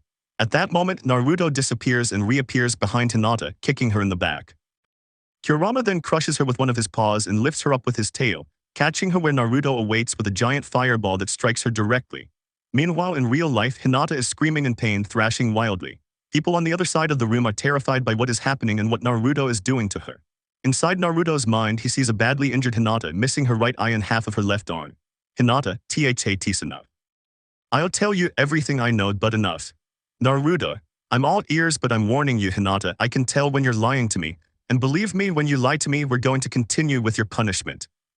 Hinata, the thing is, Minato told me that if I got information from Uzumaki and gave it to him, he'd give me some money to pay for my apartment since I don't want to live in the same house as my father and the clan and also to be able to live better. But that meant giving you away, saying that I loved you and that I wanted to go with you. Naruto. Well, thank you for telling me the truth, Hinata, but now I need information about Konoha or we'll have to continue punishing you. Do you hear me, Hinata? Yes, but do you promise not to kill me afterwards? Naruto, of course. Naruto crossed his fingers behind him, and Hinata continued telling him valuable information about Konoha so she could stay alive. But what she didn't know was that Naruto was going to kill her in front of Konoha to teach a lesson to those who thought they were clever. After all that, Naruto went home to let Hinata be taken to her cell since she had fainted. When he arrived home, Konohamaru was waiting for him with ramen, so they started eating. When they finished, they went to sit on the grass in the backyard to look at the stars for a while. They chatted until they got sleepy, so they went to sleep. Chapter 25. Matters in Konoha. The narrator narrates. Naruto was preparing to go to Konoha and give them Hinata, but she was dead at the gates when Konohamaru appeared, looking a little sad. Konohamaru, why can't I go? Naruto, Konohamaru, understand that you must stay here because I don't want you to see what will happen after I give Hinata to them, okay? Konohamaru, well then I'll wait for you here. Naruto, that's my good boy. Besides, when I get back I'll have a really nice present for you, okay? Konohamaru, yes. After that, Naruto went to the gates of Uzumaki where Crow, Lan, and Wolf were waiting for him. Hinata was chained from her feet to her wrists with a chakra suppression seal. They then began their journey, which took a little longer than usual to reach Konoha, as they needed to rest since Hinata couldn't use her chakra. They spent 2 nights resting and 3 days walking until they arrived in Konoha. There, Naruto sent a phoenix to tell the Hokage that he wanted to speak with him. The phoenix went and they arrived in the middle of the village where Naruto was with his family. Some villagers and his former friends were also watching what was happening. Naruto, listen Hokage, I learned that this cursed woman was sent to gather information from my village, so I as Uzumaki had to imprison her. But today I bring her here alive because I want to show you what happens when you mess with me and my village. At that moment Naruto approached Hinata, glaring coldly at Minato, then drew his sword from its sheath and pierced Hinata, who fell to the ground, drowning in a pool of her own blood. Naruto, if you send ninjas from your village to gather information from my village again, this is what will happen. Besides, if you do it again, I'll have to declare war on Konoha and the other villages will be on my side. So I suggest you think twice before walking into the lion's den. Do you hear me? Naruto stomped hard on Hinata's lifeless body, then kicked her, sending her flying at Minato's feet, all in full view of everyone who was in shock. Sakura and Ino rushed towards Naruto to attack him, but Wolf and Crow intervened. Sakura, get out of our way, you bastards. He killed someone from our village, we should declare war. Minato, Sakura, Ino, we can't do anything. He has every right since we sent Hinata to gather information. Naruto, yeah, so don't get involved or you'll end up like her. At that moment, Hinata, who apparently was still alive, spoke in a somewhat weak voice. Hinata, why, you promised not to kill me. Naruto, Hinata, I never keep the promises of traitors like you. Besides, I only promised to bring you here alive. I never promised not to kill you here. Well, my job here is done, so I'm leaving. Goodbye, Konoha and Minato. Remember my words well, if you ever try anything like this again, you'll have a war with Uzumaki and all the other villages that are with me. Is that clear? Or do I have to make it clear in another way? Minato, that won't be necessary, it's already very clear to me, Uzumaki. Naruto, that's better, leave Naruto, wait. You weren't like this. Naruto, read, people change because of other people's stupid actions, so you won't see that kid from before anymore. Well, we're leaving. After saying that, Naruto left with his Konoha Anbu to begin their journey to Uzumaki again, though they stopped to rest. Naruto paused briefly in a village to buy a sword and a dog mask for Konohamaru. They then continued on until they reached Uzumaki, where Naruto went to his house to find Konohamaru eating some fruit. Naruto, I'm here. Konohamaru, Naruto, what happened? Naruto, nothing, I just cleared a few things up in Konoha and then bought you 2 gifts along the way. Konohamaru, I want to see my presents, yes. Naruto, here, these are my gifts. After that, Konohamaru took his gifts and looked at them. Then Naruto started making the food, put it on the table, and they all began to eat. When they finished, Naruto washed the dishes and then they went to sleep. Chapter 26. We meet 3 girls. The narrator narrates. Naruto was training very hard when he sensed Konohamaru watching him. Naruto, Konohamaru, remember that I'm a sensor. I can sense your presence from miles away. Konohamaru emerged from the bushes where he had been hiding, embarrassed because he had forgotten that Naruto was a sensor. Konohamaru, yes, I know, I just forgot this time. Naruto, it doesn't matter what you need. Konohamaru, well, I wanted to know if you could continue training me. Naruto, sure. Konohamaru approached Naruto to wait for him to tell him what he had to do. Naruto, okay, the first thing you'll do is jog around the village 10 times, do 20 squats, push-ups, and squats with 5-kilo weights on your legs and wrists, okay. Konohamaru, yes. Naruto, since you've only been practicing taijutsu and haven't been training your stamina, you're going to do it like before, okay. Konohamaru, good. After finishing everything, Konohamaru showed Naruto how he had progressed in the Uzumaki taijutsu, then showed him some jutsu he had practiced. Naruto, very good Konohamaru, you've made great progress, but now I'll teach you the Uzumaki sword technique and also Fuinjutsu. Konohamaru, Naruto, are you sure I can do it? Naruto, of course, but only when you've mastered taijutsu perfectly because it's very complicated. Konohamaru continued training in taijutsu as Naruto told him, but at one point a wolf appeared next to Naruto. Wolf, Naruto-sama, we have something important to show you. Naruto, is it very important that I be there? Wolf, if it's about that topic. Naruto, okay, wait a moment and I'll come. Wolf, if. Naruto approached Konohamaru, who had stopped training upon seeing the Anbu. Naruto was speaking very seriously. Konohamaru, Naruto, what's wrong? Naruto, it's nothing, I just have to take care of some important matters where I need to be present, but don't worry, I'll leave a clone with you to tell you what you need to do. Okay. Konohamaru, okay. Naruto went with Wolf to the Uzukage Tower where there were 2 girls about Naruto's age, and a girl who seemed to be from the academy. Naruto realized they were the Uchiha and the Uzumaki, but he didn't know the girl was traveling with them. Naruto sat down and looked at the 3 girls. Naruto, I'm Naruto Uzumaki, the leader of this village. Kima, hello Naruto-sama, my name is Kima. Kurama, I am Kurama and she is Mimi. Mimi, hello. Naruto, well, do you know why you're here? Kurama, no, but we didn't do anything wrong. Naruto, I already know that, but I'm waiting for you to join my ninja ranks since you are an Uchiha and an Uzumaki from my clan, which is you, Kurama. Kurama, wait, do you mean I belong to a clan? Naruto, yes, and I'm powerful by the way, but years ago I was massacred by 2 villages.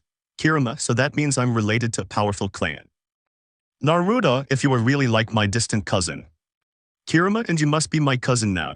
Mimi, and what am I, Naruto? From the Uchiha clan, also a powerful clan that has powerful eyes called Sharigan.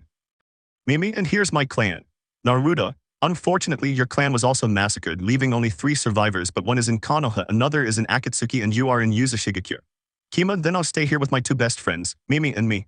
Naruto, we'll see if you're from a clan or not, but we'll need a little of your blood. Mimi, great. Naruto, okay then, fill out these forms so you can become part of this village. Kima, okay. After filling out the papers, they gave them to Naruto, who signed them and then looked at the 3 girls. Naruto, just one question. Kima, which one is it? Naruto, do they want to put Mimi in the ninja academy so she can learn to be a ninja? Mimi, I want to go to the academy. Can I go, Kima? Kima, okay. Naruto, well, put your information here to get into the academy tomorrow. Mimi, okay. Mimi began filling out her information, though she left some fields blank since they weren't sure if she belonged to a clan. Then Naruto gave them the keys to his house, which they would share. After signing a few more papers, he went home a little tired.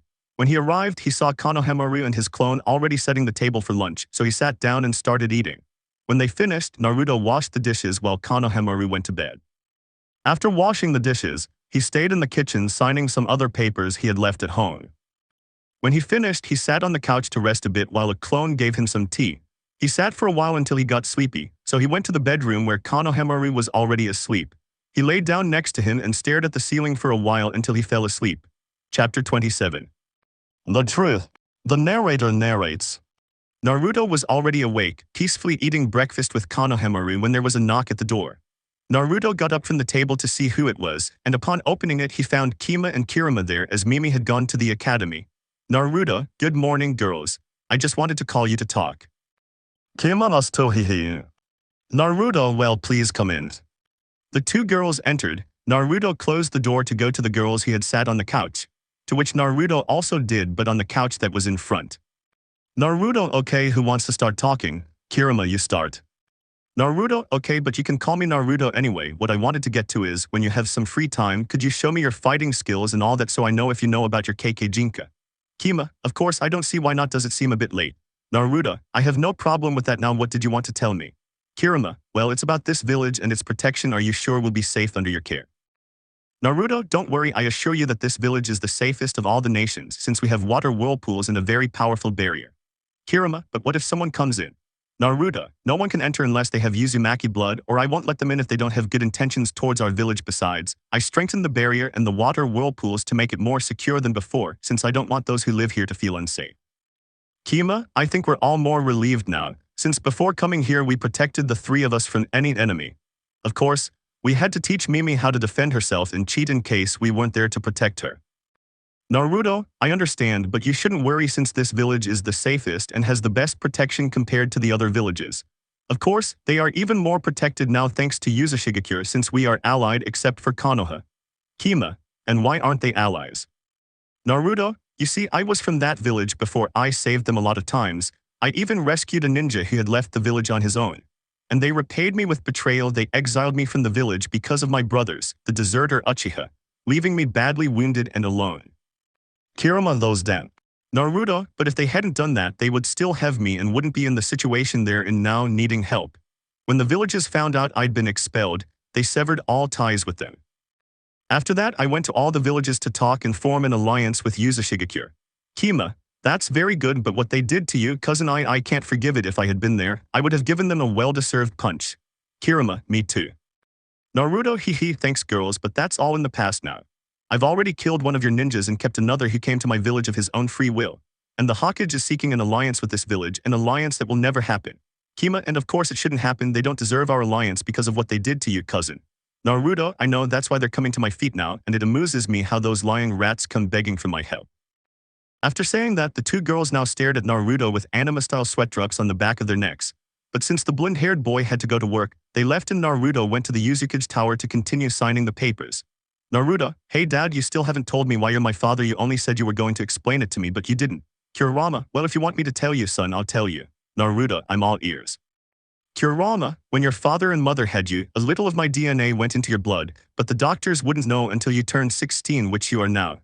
Naruto, but how could your DNA get into me without also getting into my brothers?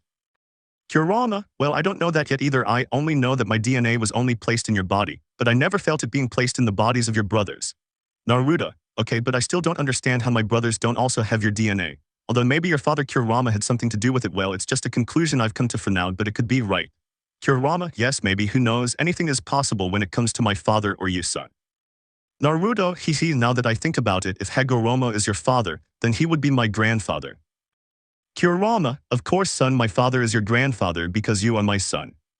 After that conversation, Naruto continued with his work and then went to look for Kami and Kurama, as it had gotten very late and night had fallen. When he arrived, he knocked on the door and Mimi answered.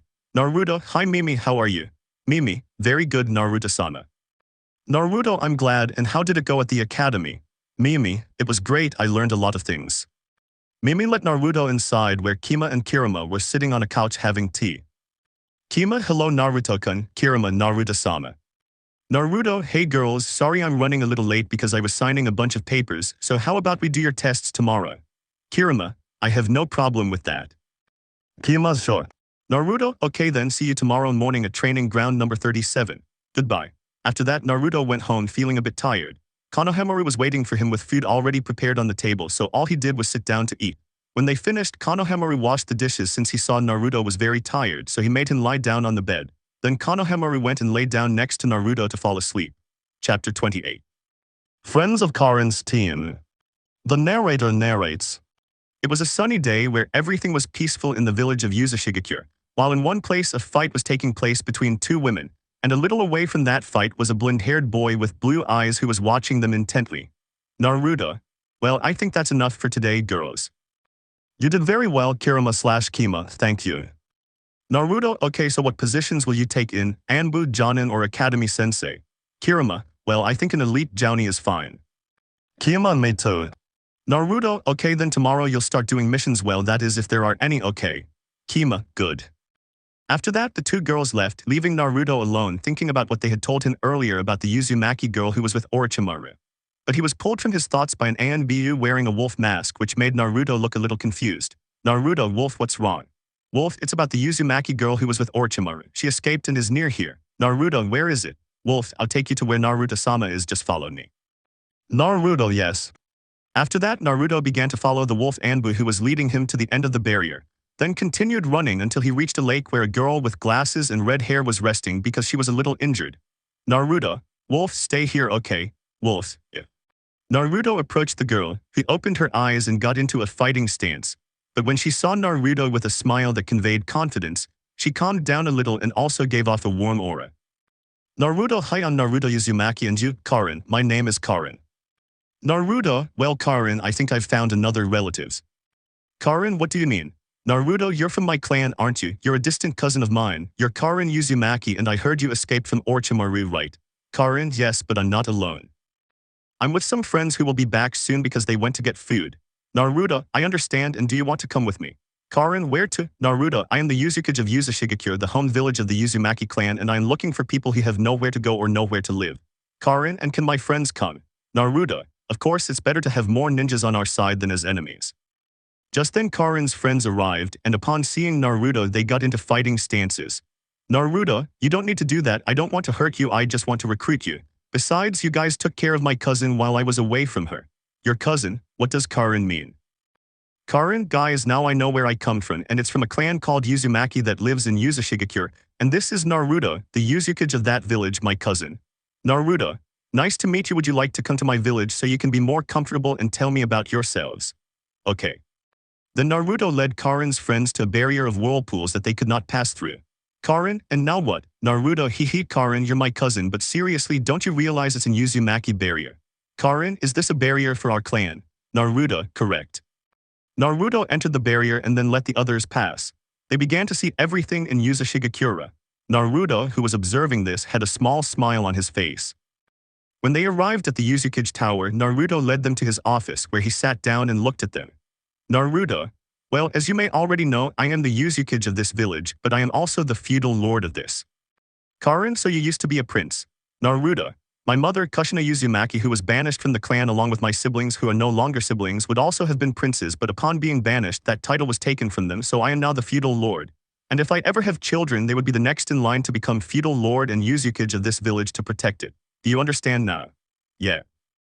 Naruto, okay, since I told you my name and I already know my cousins, why don't you tell me your names too? Suijutsu, that's right, my name is Suijutsu. Juice, I am Juice.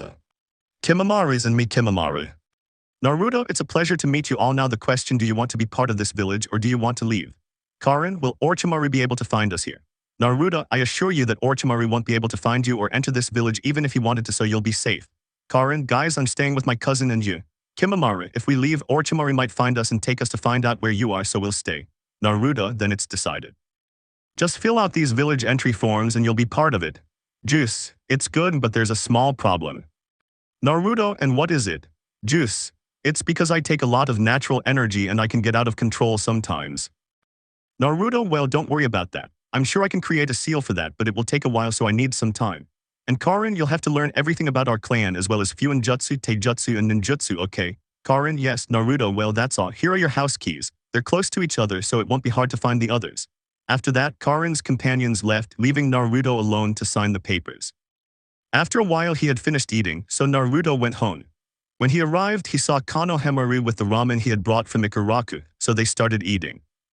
When they finished, Konohamaru went to take a shower since he had trained a lot, while Naruto was looking at a Fuinjutsu scroll from his clan to make a seal that would control Jugo or at least calm him down. After a few minutes, Konohamaru came out of the bathroom and saw Naruto reading, so he went to his room to lie down and fell asleep while Naruto continued reading. A few minutes passed and Naruto was already sleepy, so he decided to call it a day and went to bed, seeing Konohamaru already asleep. So he lay down and also fell into a deep sleep since he was a little tired. Chapter 29. The narrator narrates. Naruto was talking to Itachi, a member of Akatsuki who had formed an alliance with Akatsuki, promising not to attack anyone. Naruto, and how do I know you're telling me the truth?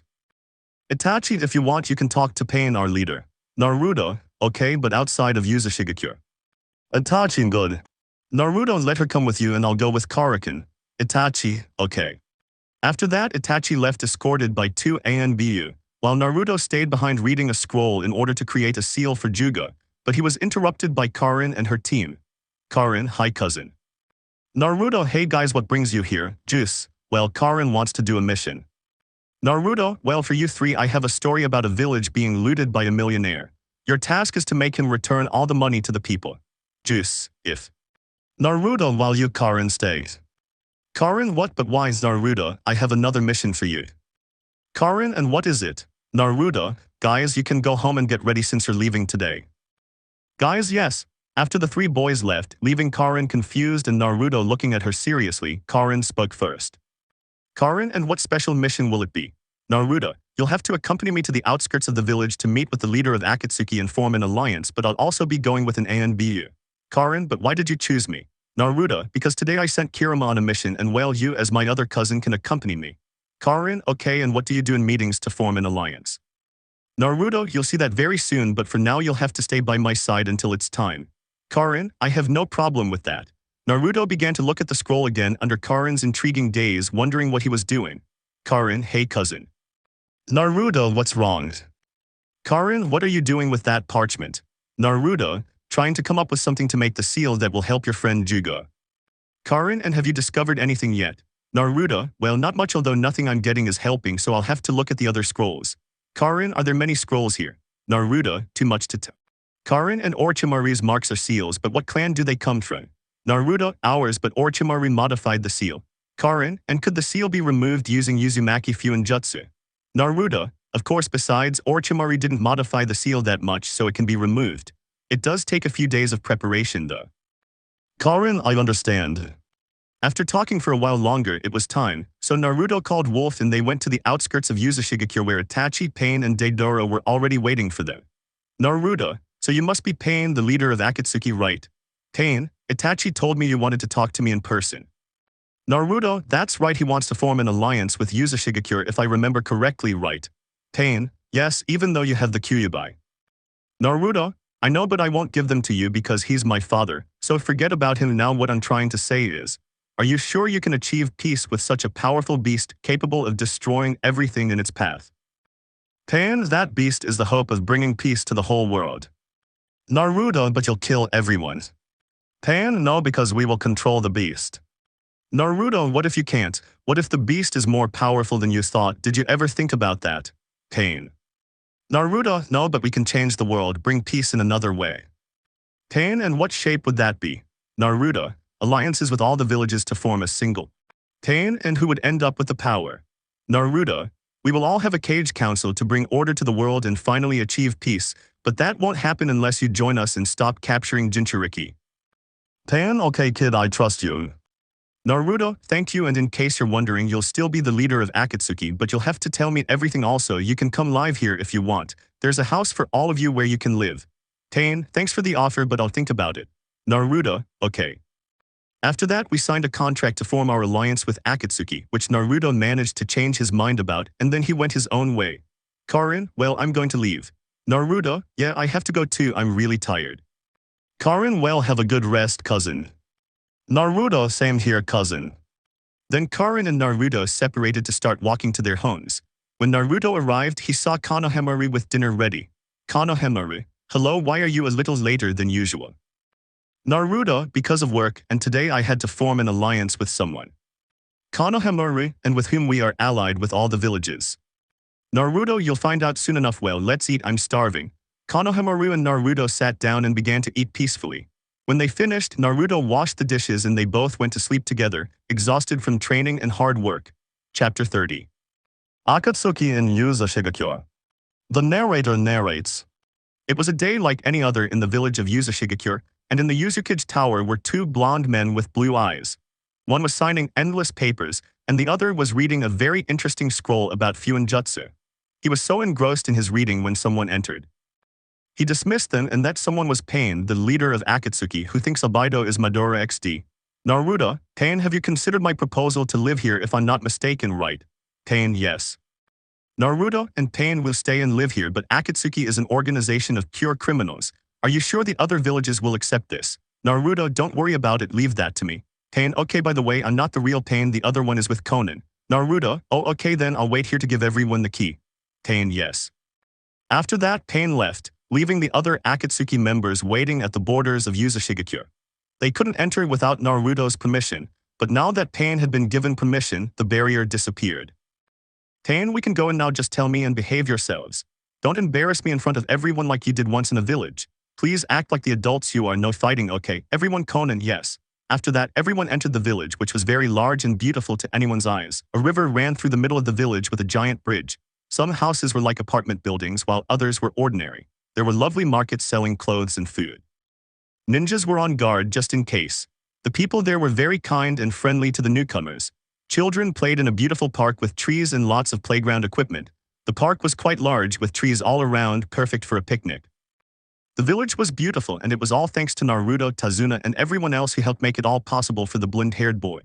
When they arrived at the Uzumaki Tower, they went straight to the office since the secretary already knew. When they entered, they saw two Narutos, one signing papers and the other reading, until he realized they had arrived. Naruto, well, hello everyone, I hope the trip wasn't too bad. No, it wasn't like that. HMPH. Naruto, okay, that's good. Well, as for what you came here for, here are your keys. Naruto began giving all the Akatsuki members their keys, then stood in front of them all. Naruto, you can introduce yourselves if you want. Pain, well, I'm Pain, the leader, as you already know. Itachi, I'm Itachi Uchiha. Tobai, hello. My name is Tobai, and Tobai is a good boy. Naruto, I see that Tobai is a good kid, hehe. Deidara, I'm Deidara HMP. Sasori, I'm Sasori. Kakuzu, my name is Kakuzu. Hidden, my name is Hidden, and Hashin-sama says he liked your village. Naruto, well, thanks I guess. Hidden, you should be grateful that Hashin-sama likes your village. Kasane, anyway, I'm Kasane. Conan, nice to meet you, my name is Conan. Naruto, the pleasure is all mine, Conan. After that, Akatsuki left like the good boys they are, going straight home at Pain's request, who was going to talk to Naruto. Naruto, and what did you want to tell me?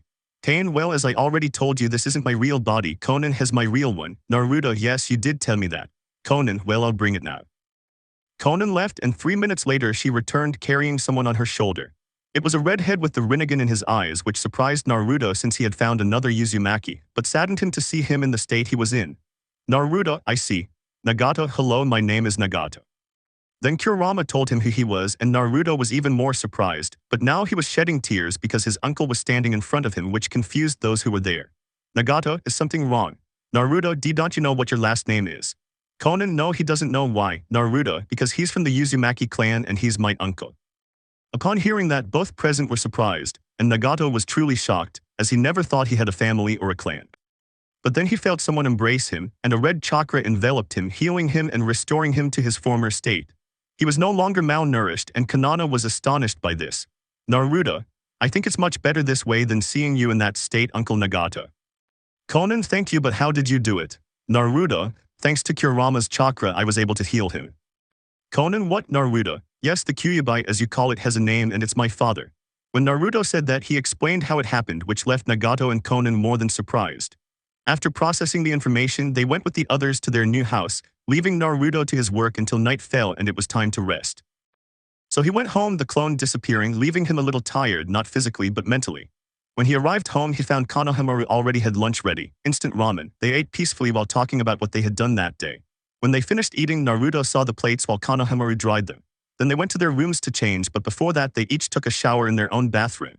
Naruto lay down on his bed, but he heard the door open. He turned slightly in bed, looking at the door, and there was Konohamaru in his pajamas. Naruto, what's wrong, Konohamaru? Konohamaru, Naruto, big brother, can I sleep with you?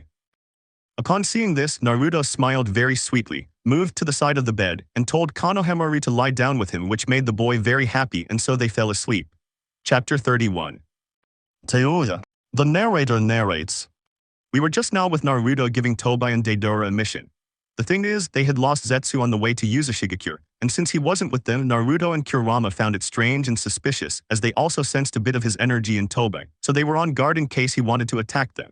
But anyway, after they left, Naruto was left thinking.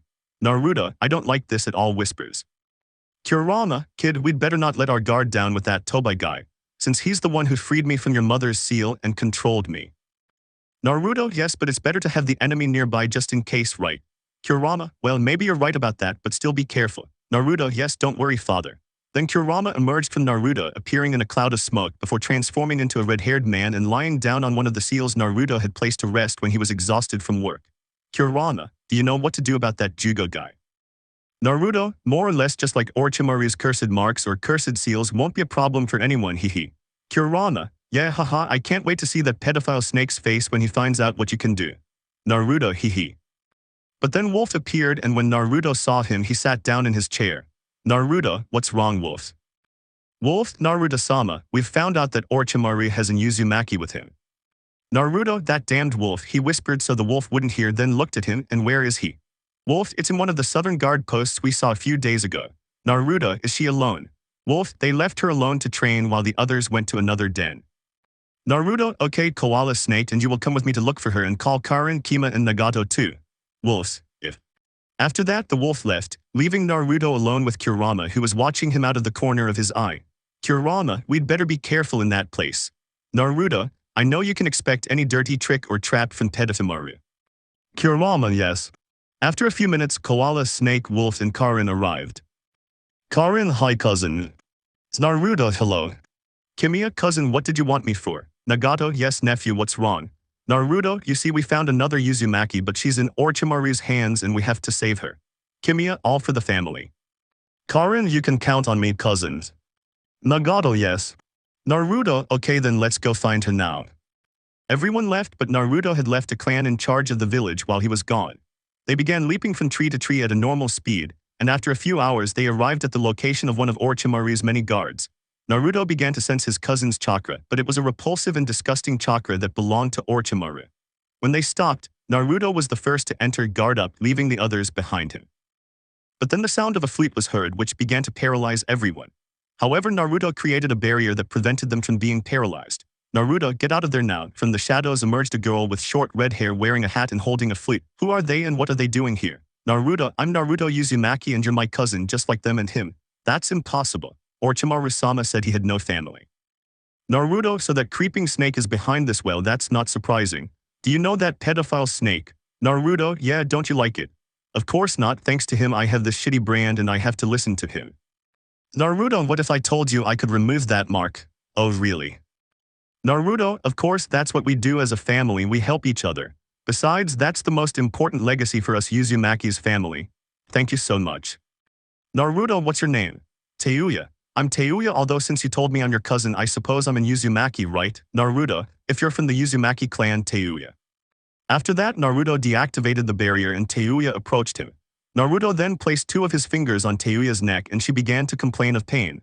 After a few minutes her pain subsided. Naruto, that's it, you just need to rest, so we have to go back to the village. Teuya, but won't they hate me for attacking Konoha with Orochimaru? Naruto, no, that village isn't our home. Uzumaki is our village, the one that belonged to the Uzumaki clan.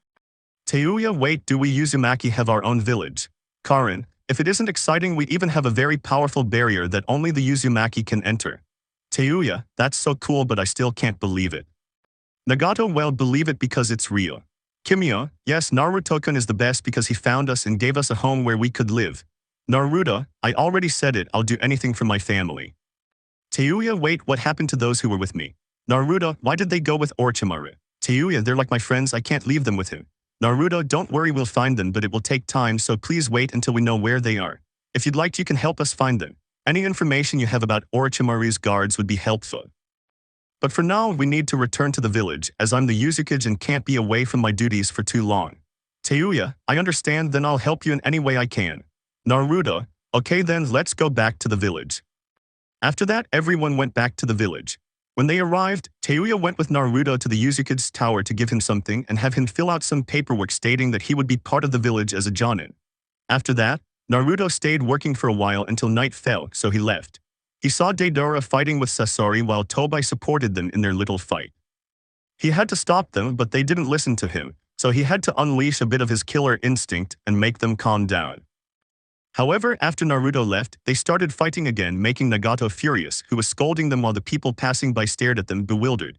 Anyway, when Naruto got home, he saw a bowl of ramen on the table since Konoha had gone to sleep in his room this time. Naruto ate alone, and after that he went to take a shower and then went to bed to sleep. Chapter 32. We found another Uzumaki. It was a day like any other in the village of Uzumaki. People were walking peacefully through the streets, going about their business. Suddenly ninjas appeared, moving so fast that they reached the Uzukage's tower where Naruto was signing papers, or at least a clone was, while he read a scroll. Then he heard a knock at the door. Naruto. Naruto was still reading the scroll when he saw his 2 Anbu were a koala and a panda. Naruto, did your mission go well? Koala, we did well Naruto-sama, but... Naruto, but Panda, we found a badly injured redhead from the village of Konoha who says he is in Uzumaki. Naruto, Konoha ninja. Panda, yes. Naruto, bring him here, please. Koala. The two Anbu left, leaving Naruto a little pensive until Karin, Kaguya, Kurama, and Nagato, Naruto's cousins, arrived. Kaguya, hey cousin, have you found any clues as to where my friends might be? Naruto, so far we've only seen 2 of Orochimaru's hideouts, but don't worry, we'll find them. Karin, cousin, is there a mission for me? Naruto, well, if there's a village near here that has 2 crank rogue ninja and they want us to take care of them, tell me, can you go alone or can you go with someone? It's up to you. Karin, well, if they're 2 Class C renegades, then to avoid making things too complicated, it would be better to have someone with me. Naruto, okay then you'll leave early tomorrow with Musuichi, he's free. Karin. Naruto, you guys want missions too, right? Nagato, yes. Kurama, of course, cousin, but before he could speak there was a knock at the door. All the Uzumaki looked at the door. Naruto, you can come in. Naruto sat down at his desk when the door opened. A boy slightly older than Naruto with red hair walked in. He wore Konoha Anbu clothing, but his headband was broken, which meant he had deserted. Naruto, so it was true that you were in Uzumaki. Yes, I knew there were Uzumakis gathered in this village, and since Kushina and her children are no longer Uzumakis, I couldn't stay there any longer. Naruto, I understand that's why you deserted Konoha. That's how it is. Naruto, I see you were in Anbu there too, and what's your name? Shio, I'm Shio Uzumaki. Naruto, I'm glad to hear you want to join our family, Shio. You know we Uzumaki always have our doors open to family. Shio, thank you. Naruto, I am Naruto Uzumaki Uzukage of this village. Shio, thank you, Naruto-sama. Naruto, you're welcome, here you go, this is the Uzu Ninja headband, and you need to fill this in with your information. Shio, of course. By the way, Shio is like that. Shio, by the way, before I arrived I saw more Uzumaki coming this way. Naruto, really, Shio, yes. Then they knocked on the door again and Naruto told them to come in. He saw Wolf. Naruto, Wolf, what's wrong? Wolf, Naruto-sama, there are some Uzumaki outside the village asking to speak with you. Naruto, we'll let it go guys, you can go except for you, Shio. Later, Nagato and Karami, I'll give you a mission. For now, I can't. Nagato, sure you're busy, cousin, we'll come back later. Naruto, thank you now, Shio, can you fill out this registration form? Shio, with pleasure. Shio began filling out the sheet and handed it to Naruto, who signed it and placed it with the others to look for a key. Naruto, here you go, it's the key to your house and a map so you don't get lost in the village. Shio, thank you, with your permission I'll take my leave. Naruto, yes. Shio had left Naruto until she heard another knock at the door. Naruto, you can come in. Then people with red hair passed by. Naruto, so there are more Uzumakis alive. Yes, sir. It's them. Shinku, I'm Shinku Uzumaki. Muro, I'm Muro Uzumaki, I'm his sister. Rina Uzumaki, nice to meet you, Shinku's daughter. Sumi, I am Sumi Uzumaki. Yuaro, I am Yuaro Uzumaki, husband of Sumi. Kuroshi, I am Kuroshi Uzumaki, and this is my brother Korishi Uzumaki. We are children of Sumi and Yor. Krishi, hello, Naruto. Well, as I told Shiba before, the gates of this village are always open to the Uzumaki because they're family, just like there are others of us living here. Shinku, so we're not the only ones. Naruto, Shio, Kaguya, Karin, Nagato, and Kiyomi aren't here, they're also Uzumaki. And finally there's me too, except I was born with blonde hair. Yari, that answers all my questions. Naruto, well, you just have to fill out these village entry forms. Shinku, okay. Everyone started filling out the admission papers to give to Naruto for him to sign. Naruto, here are your keys and a map of Uzashigakure so you don't get lost. After that, they left. It was a very long and tiring day for Naruto. Night fell, so he went home very tired. He ate with Konoha, who told him about the training he had been doing. Naruto listened with a happy smile, pleased by his friend's progress. After finishing his meal, Naruto washed the dishes and went to sleep. As expected, Konoha laid down next to him and fell asleep. Chapter 33. Orochimaru appears. It was a sunny and peaceful afternoon in Uzashigakure. People came and went, children ran or played in the park. It was a quiet afternoon for many, but for Naruto, he was in his office signing papers that kept arriving. He decided to create 2 clones. One would continue reading the scroll while the other signed the papers. The original went for a walk through the village. Everyone bowed to him and he bowed to them, flashing them a beautiful Uzumaki-style smile. He arrived at a training field where Konoha was training. Naruto told him how to train before he went to work, so he approached him. Naruto, I see you've improved. Konoha Naruto Onishin. Naruto, hello. Konoha retired. Konoha not a bit. Naruto sat down on the grass, as did Konoha, and they gazed for a moment at the blue sky where there were a few clouds. Konoha, I'm surprised Konoha doesn't want to bring ninjas to watch over us. Naruto, they don't bring them because they know it will go badly for them if they do. Konoha, and why aren't we at war? Naruto, well that's because I gave them a threat but I don't think they're in a position to wage war against us. Konoha, what if they were? Naruto, they couldn't because we're already allied with all the villages and since I was kicked out some villages broke their alliance with Konoha. Konoha, well maybe that way they'll learn that they should never have exiled you, don't you think? Naruto, yes, although if they hadn't done it I would never have found more Uzumaki and I would have this village that I love so much. Konoha, you're right about that. Naruto, if there's one thing I'm grateful to Konoha for it's that they exiled me. Konoha, and I am happy for the devotion I had. Naruto, what decision? Konoha, the one about coming to live here with you and becoming strong. Naruto, hahaha, you're right. They were so quiet until Naruto sensed a chakra signature that disgusted him, so he stood up very seriously, something Konoha noticed. Naruto, Konoha, stay inside the village and don't go out. Konoha, what? Why, Naruto, just don't go out? Okay, Konoha, yes. Naruto ran towards that chakra signature, which he found repulsive, even though he knew his Anbu were following him from afar.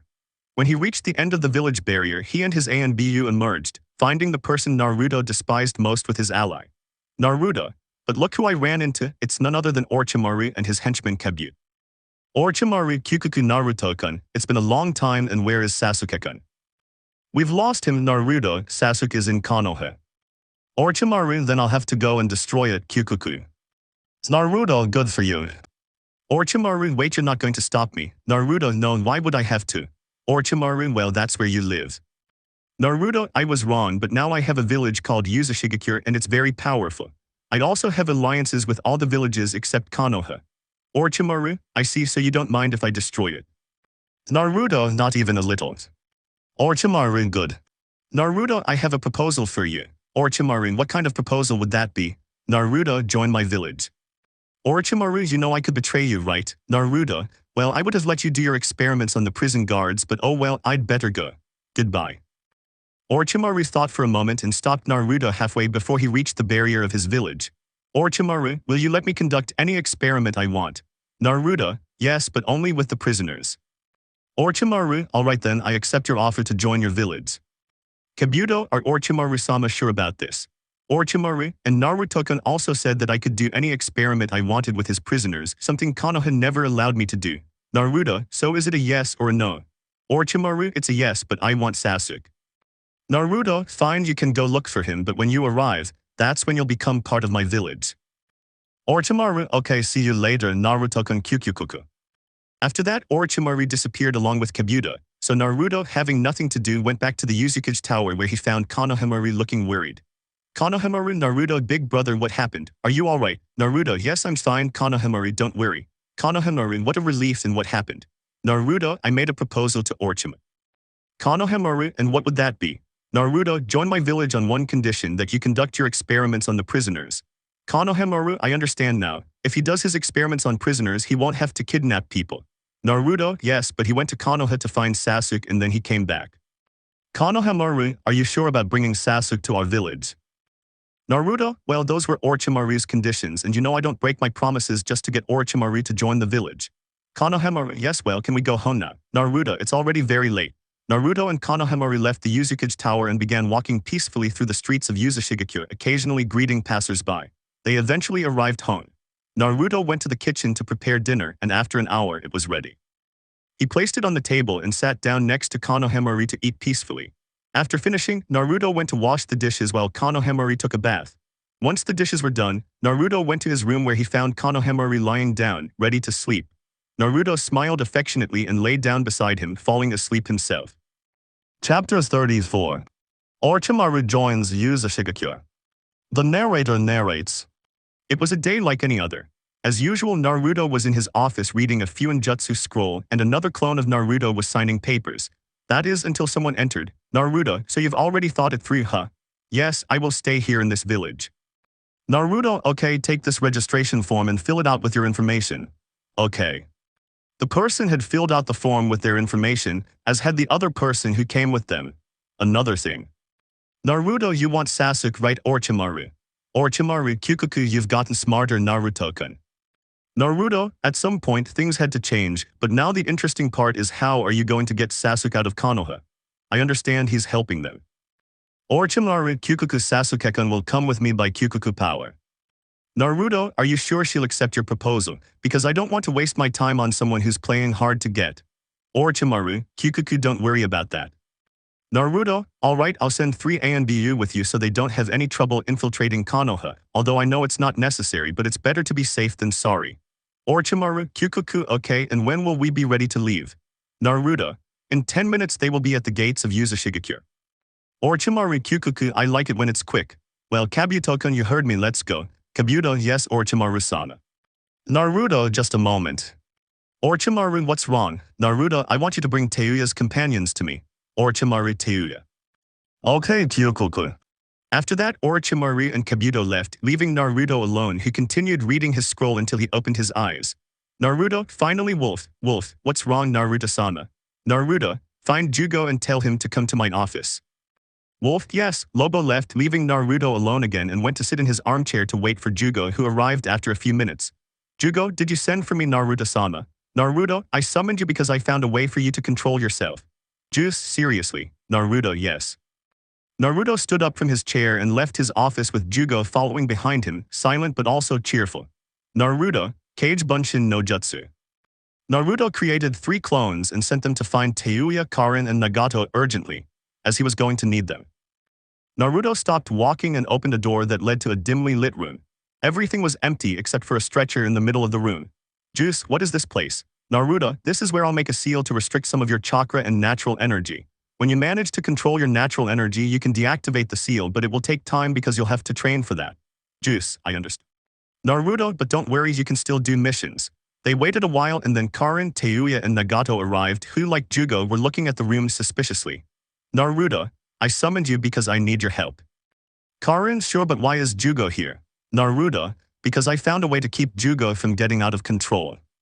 Karin, that's great. Naruto, yes, but the process will be painful, so I need you to hold him down so he doesn't move while I do it. Karin, count on me. Nagato, I will help. Teuya, if there's no other way. Naruto, okay, Jugo, lie down on the cot. Jugo did as Naruto told him and lay down on the stretcher while Karin stood to his right to hold his shoulder and arm, Nagato to his left and did the same as Karin. And Teuya held both his legs while Naruto stood next to Nagato and began making hand seals.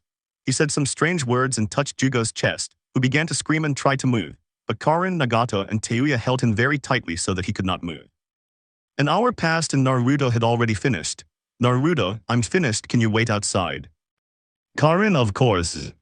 When they left, Naruto checked on Jugo. He had a slight fever and some body aches and was also unconscious.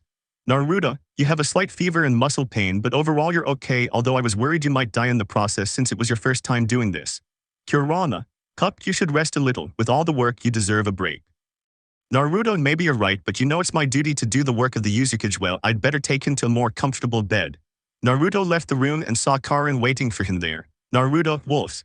In a minute, a wolf appeared kneeling in front of Naruto, who looked at him. Wolf, yes, Naruto-sama. Naruto, I want you to call 2 nurses to take Jugo to the hospital. Wolf, at your service, Naruto-sama. After that, the wolf disappeared, leaving Naruto and Karin a little worried about their friend. Karin, is the juice okay? Naruto, if he just has a slight fever and muscle aches and fatigue, he just needs to rest and be in a comfortable place. Don't worry, he'll be fine in a few days. Well, Karin, if you want, you can help the nurses take care of Jugo since he trusts you, and when he wakes up, he should see someone he knows in case he gets upset. Karin, sure, but wasn't it that it could be controlled? Naruto, yes, but when he wakes up, he'll be confused and will have hallucinations for a minute. And so that he doesn't hurt any of the nurses, you'll be there to call him and explain everything so he calms down. Karin, I understand. Nurse 1, did Naruto-sama summon us? Naruto, if Jugo is in this room, I need you to take care of him until he wakes up, and by the way, Karin will help you too. Nurse 2, yes. Naruto left, leaving the 2 nurses and Karin to take care of Jugo while he continued with his work. Hours passed and night fell, so Naruto walked through the streets of Uzumaki, illuminated by beautiful lanterns crafted by blacksmiths to enhance the village's beauty. The streets were paved with stone and trees lined the sides of the houses. Some shops were crowded and children strolled by with their parents, all greeting Naruto respectfully. He returned the greeting with a smile. When Naruto arrived home, he entered and found Konohamaru on the sofa. Konohamaru, hello Naruto. Naruto, hello Konohamaru. Naruto went to the kitchen to prepare something to eat for himself and Konohamaru, who helped him. Then they put the food on the table, sat down, and began to eat, laughing. When they finished, Naruto got up to wash the dishes. Naruto, Konohamaru, I want you to go take a bath. Konohamaru, what, why, Naruto, you turned in your clothes today, you're very dirty. Also, you're going to put your clothes in the wash because I bought you another set of training clothes. Konohamaru, okay. Konohamaru went to his room, leaving Naruto to wash the dishes. When he finished, he went to his room to change and lay down on his bed, but Konohamaru laid down next to him. Naruto, I think you've gotten used to sleeping with me. Konohamaru, I just like sleeping next to you. Naruto, hahaha, I'm going to have to make you a doll of myself to sleep with in your room.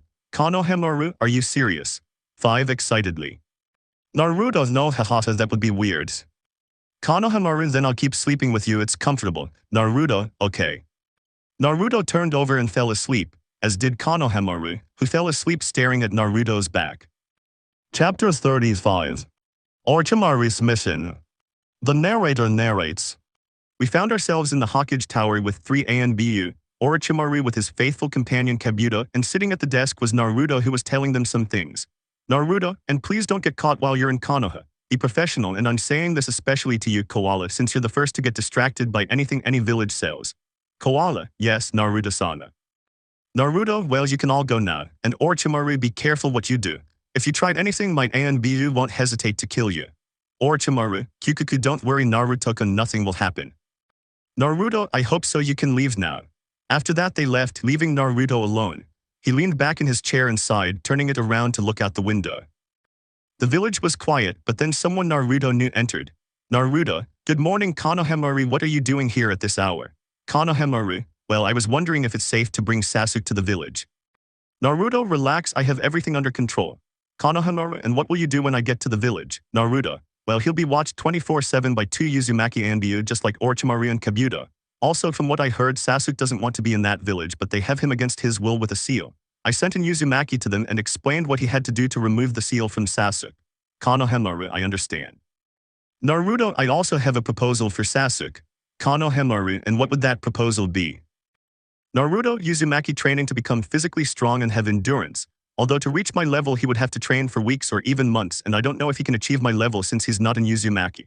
Konohamaru, but he'd still have the power he wants, right? Naruto, and I also have something he wants. Konohamaru, what do you mean?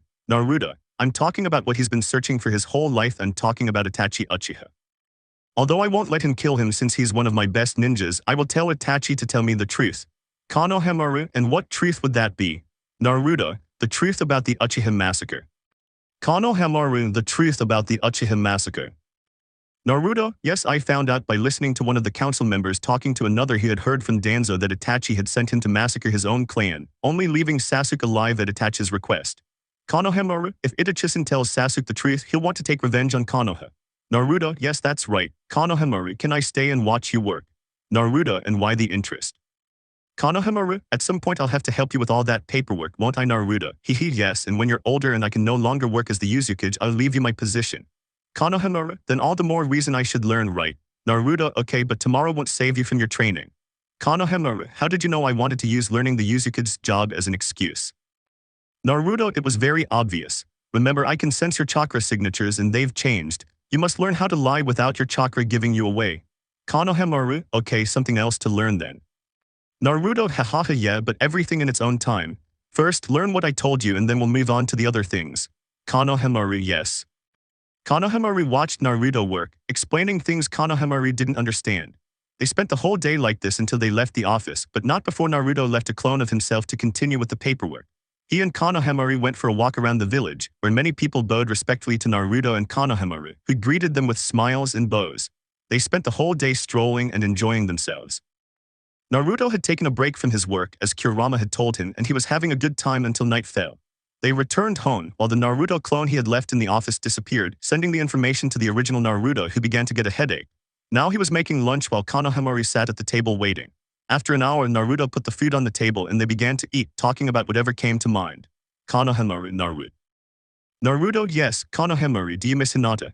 Naruto, not at all actually, I'm fine without her. To be honest, I didn't know if I really liked her or if I was just making fun of her for being so naive. Konohamaru, to be honest, I never wanted Hinata to come live with us. I always had a bad feeling about her, and it's true, she was too naive. She trusted what people told her. Naruto, tell me about it, but let's stop talking about her. After they finished eating, Naruto got up and washed the dishes while Konohamaru went to change. When Naruto finished washing the dishes, he went to his room to change into more comfortable clothes. When he changed, he lay down on his bed, but then Konohamaru appeared in the doorway. Naruto looked at him for a moment and moved aside to signal that he could lie down. Then Konohamaru lay down next to Naruto. Konohamaru, good night. Naruto, good night. Naruto fell asleep, as did Konohamaru, since they were very tired from the day they had. Chapter 36. The arrival of Sasuke. The narrator narrates. It was already daytime. Naruto was in his office signing papers as usual until he heard a knock at the door. Naruto, pass. Naruto didn't take his eyes off the papers, but he knew who it was. He signaled with his hand for the Anbu to leave. Naruto, hello Orochimaru, Kabuto and Sasuke. Orochimaru Kyukyukuku, hello Naruto-kun. Sasuke Chempi. Naruto, can you leave us alone with Sasuke? Orochimaru agreed. Orochimaru and Kabuto left, leaving Sasuke and Naruto alone staring at each other in silence, a deathly silence falling until Naruto broke it. Naruto, are you still obsessed with revenge or have you gotten over it? Sasuke, you know very well that I will not forgive Itachi for killing the entire clan, even our parents. Naruto, so you still don't know the truth. Sasuke, what's the truth? Naruto, I discovered the truth about the Uchiha massacre a long time ago. Sasuke, and what is the truth? Naruto, I won't tell you. Sasuke, then I'll make you tell me. Naruto, let me finish. I won't tell you because it's none of my business, but I know someone who can tell you because they were there when it all happened. Sasuke, anyone else, what do you mean? Naruto, wolf. In a minute, an Anbu wearing a wolf mask appeared in front of Naruto, who was kneeling. Wolf, yes, Naruto-sama. Naruto, I want you to bring Itachi here, and if he doesn't want to come to talk to Sasuke, I'll let you use violence but without hurting him too much. Wolf, if Sasuke, is Itachi here? Naruto, first calm down or I won't let you see it. Sasuke, good. Sasuke sat down in the armchair while Naruto continued signing papers, although Sasuke glanced sideways at Naruto, who didn't seem to care that he was looking at him. Sasuke, you've changed a lot these last few days. Naruto, I had to change someday, but you've changed a lot too. Sasuke, yes, now I'm stronger. Naruto, are you sure? Sasuke, well, I still need more training to improve. Naruto, what if I told you that you could enter as an Uzumaki, although your training would be hell? Sasuke, hell, Naruto, yeah, we Uzumaki have incredibly rigorous training in strength, endurance, and skills. So what do you say? Do you want to train like an Uzumaki and improve, or do you want to continue Orochimaru's training? Sasuke, I'll think about it. Then there was a knock at the door. Naruto told him he could come in, and when the door opened, Itachi Sasuke appeared, looking at him with hatred. He wanted to attack him, but he controlled himself because he wanted to know the supposed truth that Naruto had told him. Itachi, my name is Naruto-sama. Naruto, yes, I wanted to tell you this. Either you tell him, or I'll tell him about the real reason for the Uchiha massacre. Upon hearing that, Itachi opened his eyes, looking at Sasuke for the first time since he hadn't looked at him since entering. Itachi, I don't know if he's ready for that. Sasuke, tell me now, Itachi, before I kill you right now. Naruto, Sasuke, calm down, and Itachi, what do you prefer, that he finds out from you or from someone else? Itachi thought about it for a moment, then looked at Naruto, who was looking at the two Uchiha. Itachi, fine, I'll tell him. Naruto, good. Itachi, Sasuke, the real reason I massacred our clan wasn't to test my power, it was for something else. Sasuke, then why? Itachi, Danzo Shimura of the council ordered me to massacre the entire clan, and if I didn't he would kill you. Furthermore, our clan was planning a coup against the entire village and I was chosen to massacre them. Very few people know this, such as the council and the Hokage. To say that Sasuke was surprised was an understatement. He was actually in shock.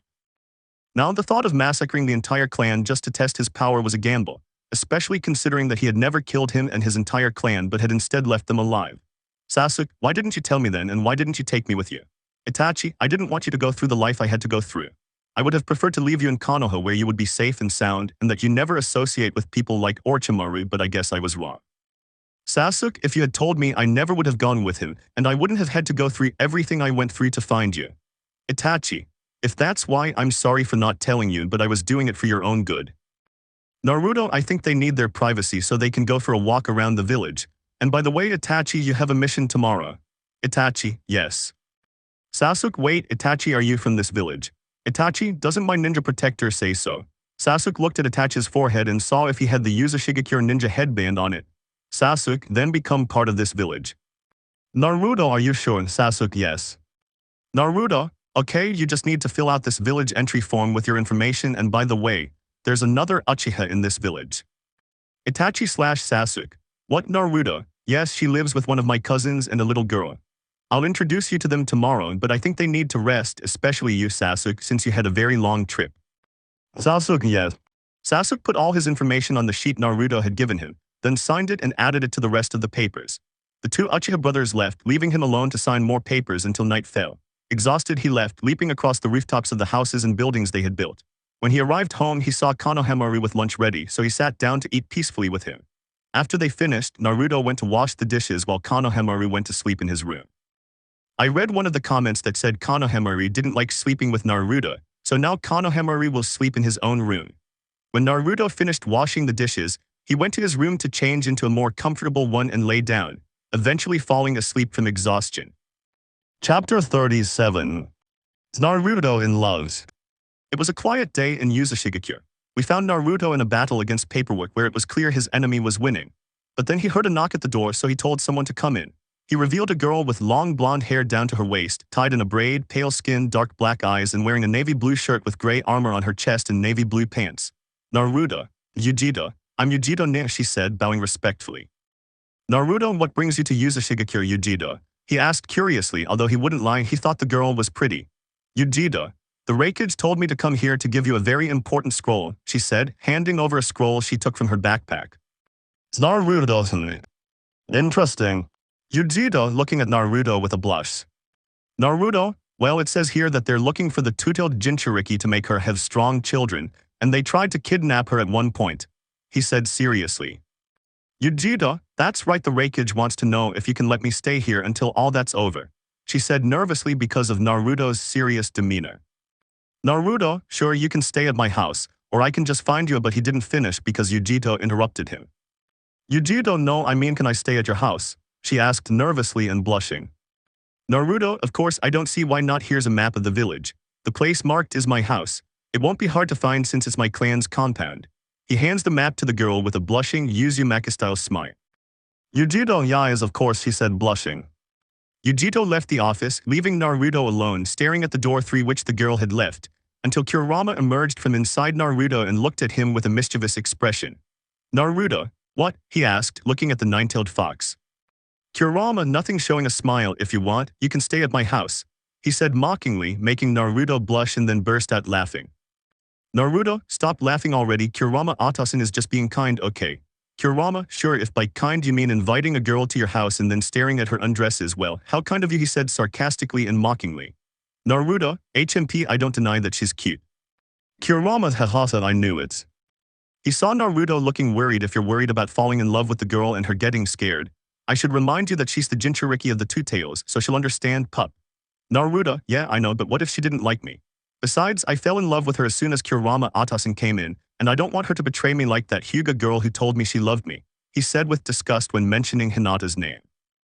Kurama, I understand you're insecure about falling in love with another woman, but not all women are the same, pup. Give yourself a chance to fall in love again, okay? Naruto, I'll think about it. Kurama, okay, now you know you have to keep training so you don't get rusty, right? Naruto, yes, I know, that's why I sent clones to come after me today. Kurama, okay, remember that you shouldn't be overconfident with your power. Even though you are extremely powerful, never be overconfident. Naruto, I know, father, I'm not stupid enough to be overconfident.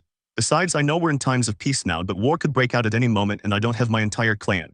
I only managed to find a few, but there must still be more alive, he said seriously. Naruto spent ages signing the damn paperwork again while Kurama helped him, but more and more kept coming until it seemed endless. He'd barely finished the last one before more appeared. This was hell for Naruto's wrist, as he'd end up exhausted and in pain from signing so many papers. He finally decided to create a clone to do it for him, while the original Naruto sat reading scrolls from his clan. Kurama lay down on one of the sofas watching Naruto as he was engrossed in his reading. Suddenly there was a knock at the door, and when Naruto recognized who it was, he let them in. Naruto, Sasuke, have you come looking for a mission? Sasuke, yeah, to be honest, I was a little bored, he said seriously. Naruto, well, I think I have an A-rank mission. Sasuke, and what is it? Naruto, well, 4 rogue ninjas from Kumo are causing havoc in a village. What you need to do is go and capture them and take them to Kumo so they can be dealt with. Sasuke, okay, when do I get out? Naruto, you'd better leave now, the sooner the better. Sasuke, okay. Sasuke left, leaving Naruto with what he was doing, but then Itachi appeared. Naruto, you're also looking for a mission, aren't you? Itachi, did my brother come too? Naruto, yes, and are you looking for a mission? Itachi, yes. Naruto, well, I have a very important one, he said seriously. Itachi, which one would it be? He said in the same way. Naruto, I want you to go to the outskirts of Konoha and wait for a spy who is there. You must tell him this. In my heart, a whirlwind of happiness, and he must tell you. It has left a trail of pain. Itachi, okay. Itachi left, and Naruto, seeing that night was falling, went home. As he walked peacefully, he greeted the people passing by with their children. These days, new people were joining the village, which made him happy. He was also happy that new ninjas were joining Jounin, Chunin, and Anbu. He was so lost in thought that he didn't notice when Konoha was about to strike him, but thanks to his quick reflexes, he dodged it by mere centimeters. Konoha, oh, I was about to. Naruto, yes, but you've improved even if you don't realize it. You almost managed to hit me. Konoha, and I'll keep training until I can land a single blow on you. Naruto, hehe, I hope so. Konoha, by the way, there's a girl at home. Naruto, oh yes, it's Uchiha. She'll stay with us until her village resolves a problem that could put her in danger. Konoha, danger. Naruto, they tried to kidnap and rape her, but she's okay, so behave yourself, okay. Konoha, sure. When Naruto and Konoha entered, they saw the girl sitting on the couch, lost in thought. Naruto, we're here. Uchiha, oh hello, she said with a smile. Konoha, hello, I'm Konoha. Uchiha, nice to meet you, I'm Uchiha. Naruto, hehe, I'll go to the kitchen and make dinner. Uchiha, did she help you? Naruto, you shouldn't rest, the trip was probably very tiring. Uchiha, okay. Naruto, Konoha, can you keep him company? Konoha, yes. Naruto went to the kitchen to prepare the food, while Konoha chatted animatedly with Uchiha, which pleased Konoha since with Hinata he felt he was only faking a smile so she wouldn't suspect anything. But with Uchiha he felt comfortable. An hour passed and Naruto called them for lunch. When they sat down to eat, they began to talk animatedly and were more at ease than when they were with Hinata. After they finished, Uchiha washed the dishes with Naruto while Konoha went to sleep since he always woke up early to train with a Naruto clone. After washing the dishes, Naruto showed Uchiha the room where he was going to sleep. Then he went to his own room, changed into more comfortable clothes, and went to sleep. Chapter 38. Sasuke's secret. It was a day like any other in Uzumaki. People were coming and going happily. Naruto was in his office looking at some papers until Itachi entered. Naruto, hello Itachi. Itachi, hello Naruto-sama. Naruto, please just call me Naruto, and are you here looking for a mission? Itachi, no, actually I came to tell you something. Naruto, and what is it? Itachi, it's about Sasuke, but I won't say until he comes. Naruto, okay. Naruto and Itachi waited a while until Sasuke came looking a little nervous. Naruto, hello Sasuke. Sasuke H. Hell. Itachi, calm down now. Naruto, and what did you want to tell me? He asked curiously. Itachi, well, you see, our parents actually had twins. Naruto, twins. Itachi, one was going to be a boy named Sasuke and the other a girl named Satsuki, but Naruto, did the girl die? Itachi, no, actually it was the boy. Our parents, upon learning that the council members were going to use Satsuki as a breeding machine if anything were to happen to our clan, passed her off as a boy and said that the girl had died in childbirth. Naruto, wait, does that mean? Itachi, that's right, Sasuke is actually Satsuki, he said seriously. Satsuki, we didn't say anything because we thought it wasn't the right time, said a girl with long waist-length jet black hair, an enviable figure, C-cup breasts, and delicate features. Naruto, that I wasn't expecting that, he said, surprised. Itachi, and what's going to happen to my sister? Naruto, well, now she can be herself and don't worry, I won't force her to marry anyone. Itachi, thank you Naruto. Satsuki, yes, thank you, Naruto, you're welcome, he said with a smile, making the raven-haired girl blush.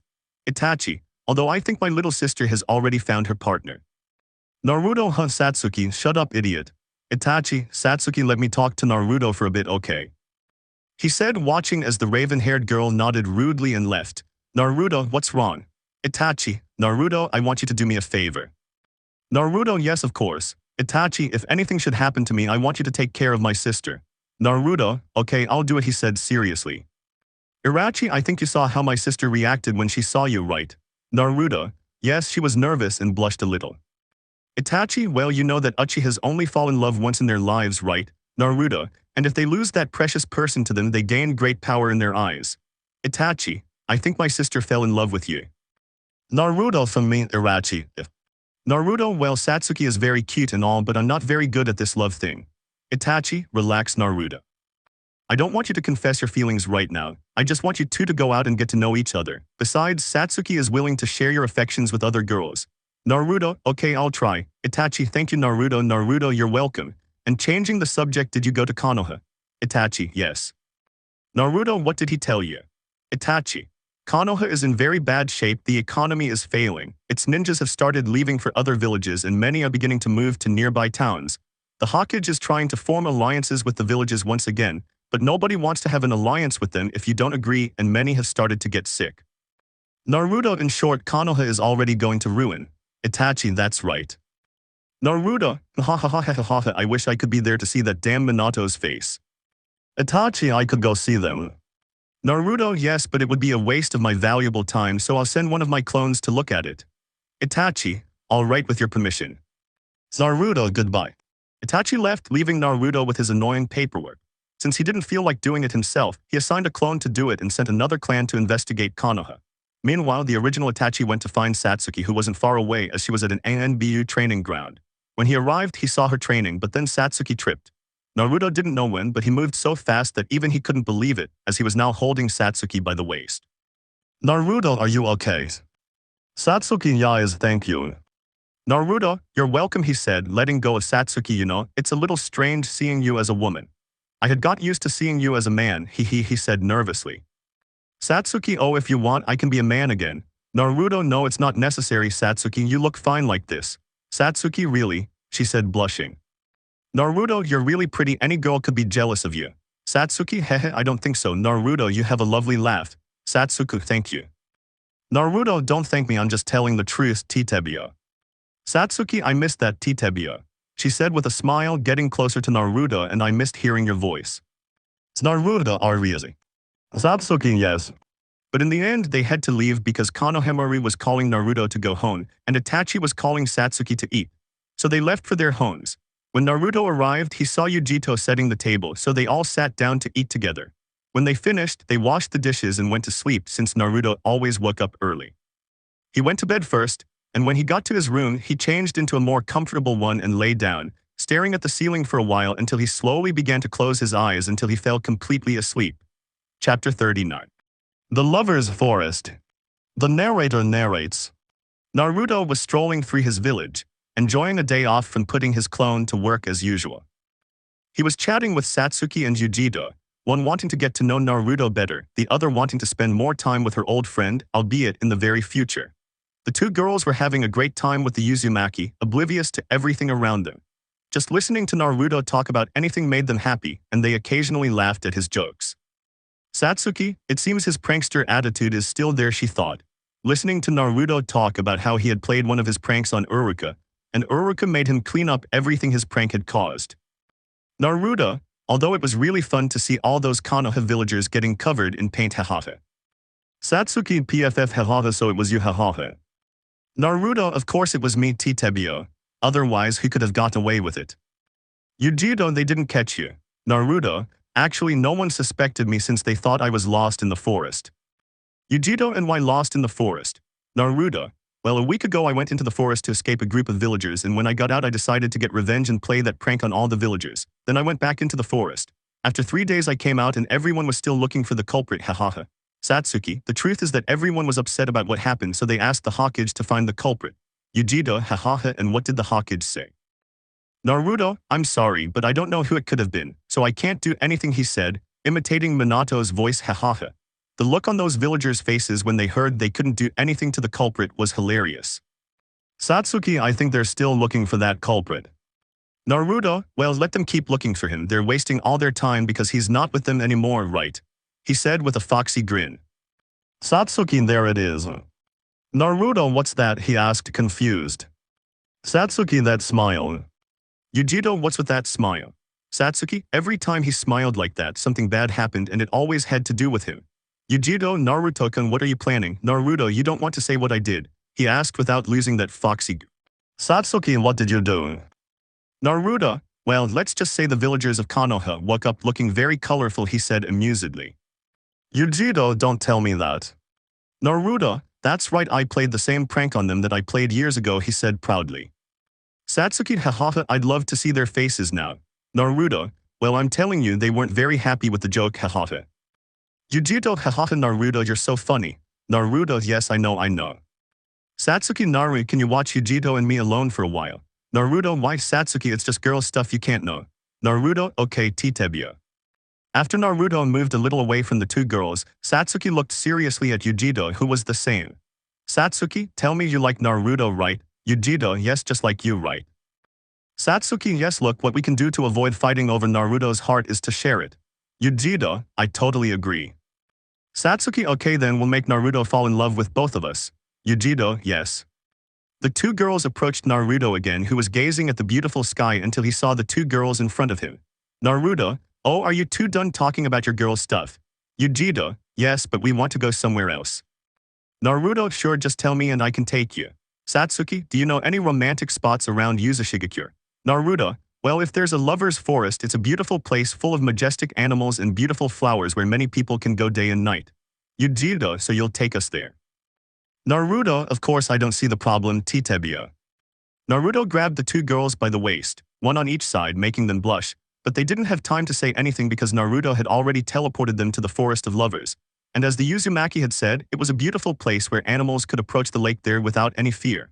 Naruto, in this forest we can be next to the animals without being afraid that they will want to attack us or that they will be afraid of us.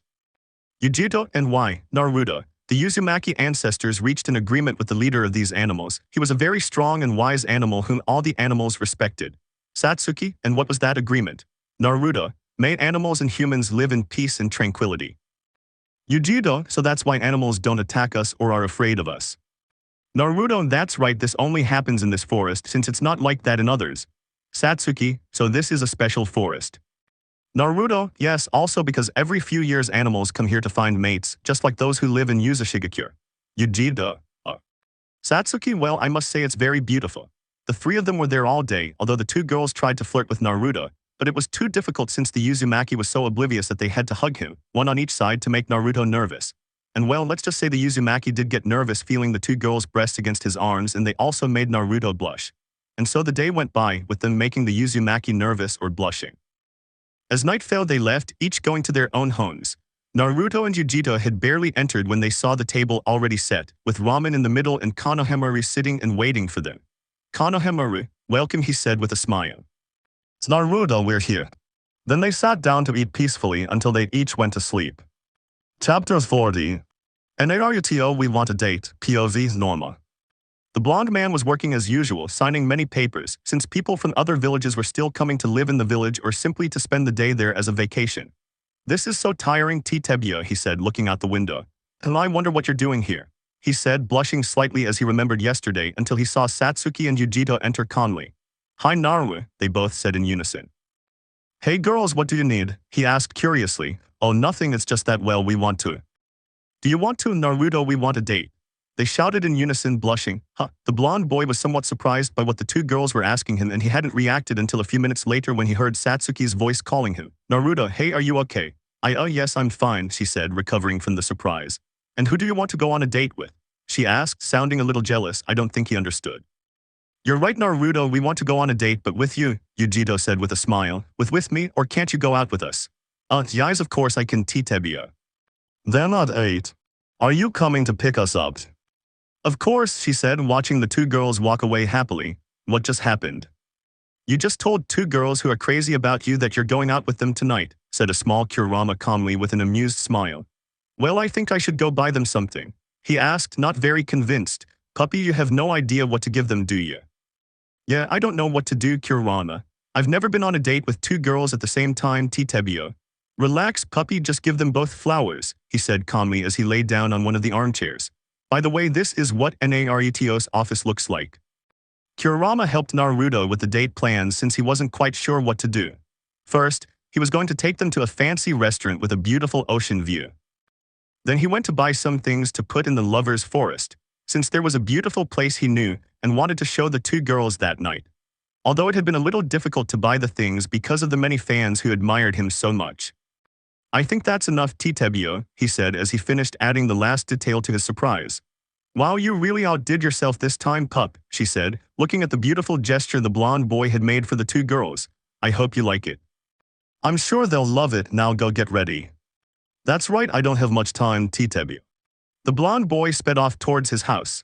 Luckily, Yujido would be at Satsuki's, so he wouldn't run into them on the way.